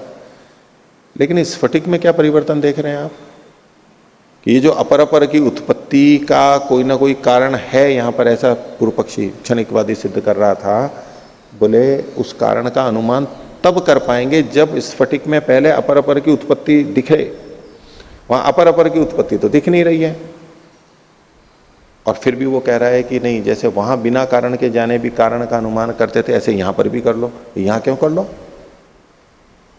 स्फटिक में भी दूध और दही के समान परिवर्तन अगर दिखाई दे रहा है और अपर अपर की उत्पत्ति पहले सिद्ध हो तो हम कारण को मानेंगे, या तो कारण उपलब्ध हो तो कार्य को भी मान सकते हैं कि कारण मिल रहा है तो कहेंगे कि हाँ चलो अपर अपर की उत्पत्ति नहीं दिख रही है तो भी मानेंगे क्योंकि कारण है, और या अपर अपर की उत्पत्ति सिद्ध हो जाए तो हम अनुमान कर सकते हैं कि इसका कोई ना कोई कारण होगा, भले ही हमें पता नहीं लग रहा है, लेकिन एक का ज्ञान तो होना चाहिए। तो ना तो अपर अपर की उत्पत्ति हमारे को यहां प्रतीत हो रही है, और बिना प्रतीत हुए भी बस मान करके कि यहां अपर अपर की उत्पत्ति हो रही है, इसके आधार पर यह कहना कि इसका भी कोई ना कोई कारण होगा, भले ही ज्ञान नहीं हो रहा है, ये तो दोनों ही अज्ञात हो गए, ऐसी बात स्वीकार नहीं हो सकती। तो लिंग तो ग्रहणात् न अनुपलब्धि ही। भाष्य, क्षीर विनाश लिंगम क्षीर विनाश कारणम। क्षीर के, दूध के विनाश का जो कारण है वो कैसा है? क्षीर के विनाश के लक्षण वाला है, अर्थात क्षीर के विनाश के लक्षण से क्षीर के विनाश के कारण का ज्ञान होता है। लक्षण तो दिखना चाहिए विनाश का, तब हम कह सकते हैं कि यहां इसका कारण होगा। तो क्षीर विनाश लिंगम क्षीर विनाश कारणम, एक बात। दध्युत्पत्ति लिंगम दध्युत्पत्ति कारणम च, दही की उत्पत्ति का जो कारण है वो दधी की उत्पत्ति के लिंग वाला है, यानी दधी की उत्पत्ति दिख रही है तो हम ये अनुमान कर सकते हैं कि दधी की उत्पत्ति का कोई ना कोई कारण होगा। दधी उत्पत्ति कारणम च गृह्यते, ये गृहित होता है। अतो न अनुपलब्धि, इसलिए यहां पर कारण की अनुपलब्धि नहीं है, यहां तो कारण मिलेगा क्योंकि क्षीर का विनाश हम देख रहे हैं, लक्षण मिल रहा है, और उधर दधी की उत्पत्ति देख रहे हैं, इसलिए यहां कारण की अनुपलब्धि नहीं है, यहां तो कारण है। विपर्यस्तु स्फटिकादिषु द्रव्येषु, लेकिन स्फटिकादि द्रव्यों में तो इसे उल्टा है। अपर अपरोत्पत्ति नाम न लिंगम अस्ति, ये जो अपर अपर की उत्पत्ति है इसका कोई लक्षण ही नहीं दिख रहा है।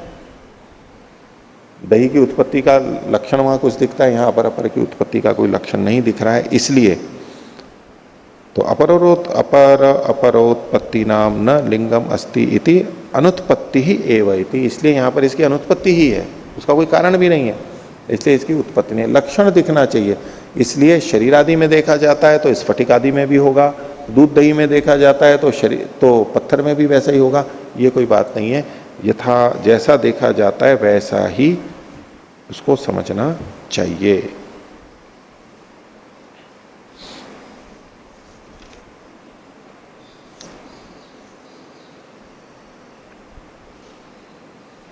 अब इसके ऊपर अत्र कश्चित परिहारम आह, कोई इसका परिहार कर रहा है। दूसरा, ये जो परिहार है ये सिद्धांत ही नहीं कर रहा है, ये कोई और कर रहा है। ये है तो पूर्व पक्षी का, पूर्व पक्षी की तरफ से बोल रहा है, लेकिन वो शुद्ध पूर्व पक्षी नहीं है, वो क्षणिकवादी नहीं है, उसकी तरफ का कोई है, मध्यस्थ है कोई, इसको मध्यस्थ बोलते हैं। अत्र कश्चित परिहारम आह, कोई यहां पर परिहार को कह रहा है। कहते हैं न, आपका कथन ठीक नहीं है। पयसः परिणामम अगुणांतर प्रादुर्भावात। तो कहते हैं कि ये नाश नहीं है। ये जो पीछे कहा था ना कि दही दूध का नाश हो गया और दही की उत्पत्ति हो गई, तो क्षणिकवादी तो मानता ही है नाश हो गया और उत्पत्ति हो गई, और सिद्धांति भी मानता है। तो ये जो बीच वाला है वो कह रहा है कि ना, ये आपका कथन ठीक नहीं है। पयसः परिणाम, दूध के परिणाम से गुणांतर का प्रादुर्भाव हुआ है, दूध में बदलाव आ गया इसलिए नए गुण आ गए हैं इसमें। तो भाष्य में देखिए, पयसः परिणामो न विनाश इति एके आह। बोले दूध का परिणाम हुआ है, दूध का विनाश नहीं हुआ है। पीछे तो कहा था दूध का विनाश हो गया और दधी की उत्पत्ति हो गई, तो कहते हैं नाश तो किसी द्रव्य का होता ही नहीं है, सब नित्य है। न भावो विद्यते न सतो विद्यते भाव, और ना भावो विद्यते सता। जो सत है, विद्यमान है, उसका तो अभाव होता ही नहीं है। इसलिए जो आपने कथन कर दिया है कि दूध का नाश हो गया, ये तो बड़ी सिद्धांत विरुद्ध बात हो गई। दूध का कोई नाश होता है क्या? नाश तो किसी चीज का नहीं होता है। विज्ञान भी मानता है कि कोई चीज नष्ट नहीं होती है, परिवर्तित होती है। इस रूप में वो देख करके एक बीच में बोल रहा है। अब वो नाश किस तरह से कहते हैं, वो वही बात है जो हम सत्कार्यवाद और असत्कार्यवाद के संदर्भ में देखते हैं कि मिट्टी से जब घड़ा है, वो मिट्टी से घड़ा उत्पन्न हुआ है या मिट्टी परिवर्तित हो गई है, बस। तो घड़े की उत्पत्ति, तो न्याय और वैशेषिक तो ये मानते हैं कि द्रव्य की उत्पत्ति होती है और द्रव्य का नाश होता है, सत्कार्यवाद। असत्कार्यवाद और सांख्य और योग उस ढंग से कहते हैं कि अभाव से, जो था नहीं वो कहां से उत्पन्न हो जाएगा, वो कुछ ना कुछ था कारण, आपस में विरोध नहीं है, ये चर्चा हम पहले देख ही चुके हैं। तो ये मध्यस्थ क्या कहता है कि पयसः परिणामो न विनाशयति एके आह। दूध का नाश नहीं हो, दूध का तो परिणाम होता है, नाश नहीं होता है। परिणामश्च अवस्थितस्य द्रव्यस्य पूर्वधर्म निवृत्तौ धर्मांतरोत्पत्ति। बोले परिणाम क्या होता है? तो अवस्थितस्य द्रव्य से, द्रव्य तो अवस्थित है लेकिन उसका पूर्व धर्म की निवृत्ति हो गई, यानी पहले वाला धर्म हट गया और धर्मांतर की उत्पत्ति हो गई है, ये परिणाम है। दूध में पहले से कुछ धर्म थे, तरलपन, मीठापन, मधुरता, ये चली गई और उसकी जगह पे स्थिरता और खट्टापन आ गया, धर्मांतर परिवर्तित हुआ है, नाश कुछ नहीं हुआ है। बोले क्यों नाश की बात लेकर के चलो, ये बीच में आकर के बोल पड़ा। बोले गलत सिद्धांत को लेकर चर्चा कर रहे हो आप लोग, नष्ट हो रहा है, नष्ट हो रहा है, दोनों बोल रहे हैं नष्ट हो रहा है, नष्ट नहीं होता है, परिवर्तित होता है। तो इसमें आगे कहते हैं गुणांतर प्रादुर्भाव इति अपरे आह। दूसरे कहते हैं कि इसमें गुणांतर का प्रादुर्भाव हो जाता है। ये सूत्रांश है, गुणांतर प्रादुर्भावात, गुणांतर प्रादुर्भाव इति अपरे आह। कुछ कहते हैं कि परिणाम होता है, तो परिणाम का मतलब पूर्व धर्म की निर्वृत्ति और अपर धर्मांतर की वृत्ति, ये दो मध्यस्थ मान करके करते हैं। न पयसः परिणाम एक भी मानते हैं। खैर, तो कहते हैं गुणांतर प्रादुर्भावश्च सतो द्रव्य से पूर्व गुण निवृत्तौ गुणांतरम उत्पद्यते। गुणांतर प्रादुर्भाव किसे कहते हैं कि सतो विद्यमान द्रव्य के पूर्व गुण की निवृत्ति होने पर, हटने पर गुणांतर की उत्पत्ति होती है। सखलु एक पक्षी भावयति। तो ये दोनों बातें एक ही हैं, एक पक्षी भाव है, एकांगी भाव है। इसका फिर आगे प्रतिषेध करेंगे। तो वैसे तो इसको दो दृष्टि से भी देखते हैं कि दूध में परिणाम हुआ, एक जना ये कह रहा है, दूसरा कह रहा है कि नहीं इसमें गुणांतर का प्रादुर्भाव हुआ है। तो परिणाम का भी मतलब यही है, एक धर्म हट करके दूसरा आ गया। तो बोले ये एक पक्षी भाव है, स खलु एक पक्षी भाव। इसका एक अर्थ होता है कि जो दो तरह से यहाँ पर कथन किया ना, गुणांतर प्रादुर्भाव अलग और परिणाम अलग, तो बोलिए तो एक पक्षी भाव, एक ही बात है दोनों। और दूसरे ढंग से कहते हैं कि ये एकांगी पक्ष है, जो ये कहते हैं कि कोई वस्तु नष्ट ही नहीं होती, उत्पन्न ही नहीं होती, बस केवल धर्मों का परिवर्तन है, ये एकांगी भाव है, अति में जाकर के कथन है। ठीक है, गुणांतर होता है, परिणाम होता है, लेकिन बस यही होता है, कोई नई चीज उत्पन्न ही नहीं होती, ये कथन करें तो ये एकांगी भाव है, ऐसा यहाँ पर कहा गया। तो आज का पाठ इतना ही रखते हैं। प्रणोतन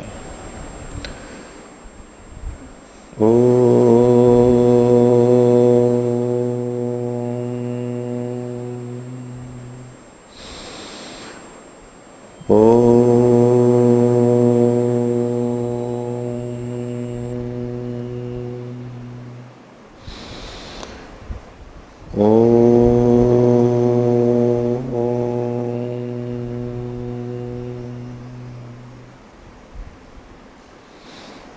सभी को सादर अभिवादन। ओम शांति।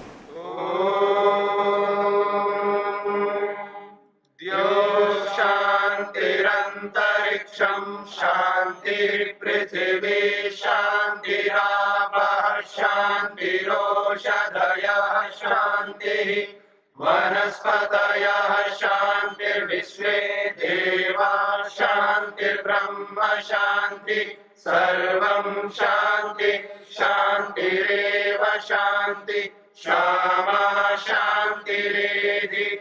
ओम शांति शांति शांति।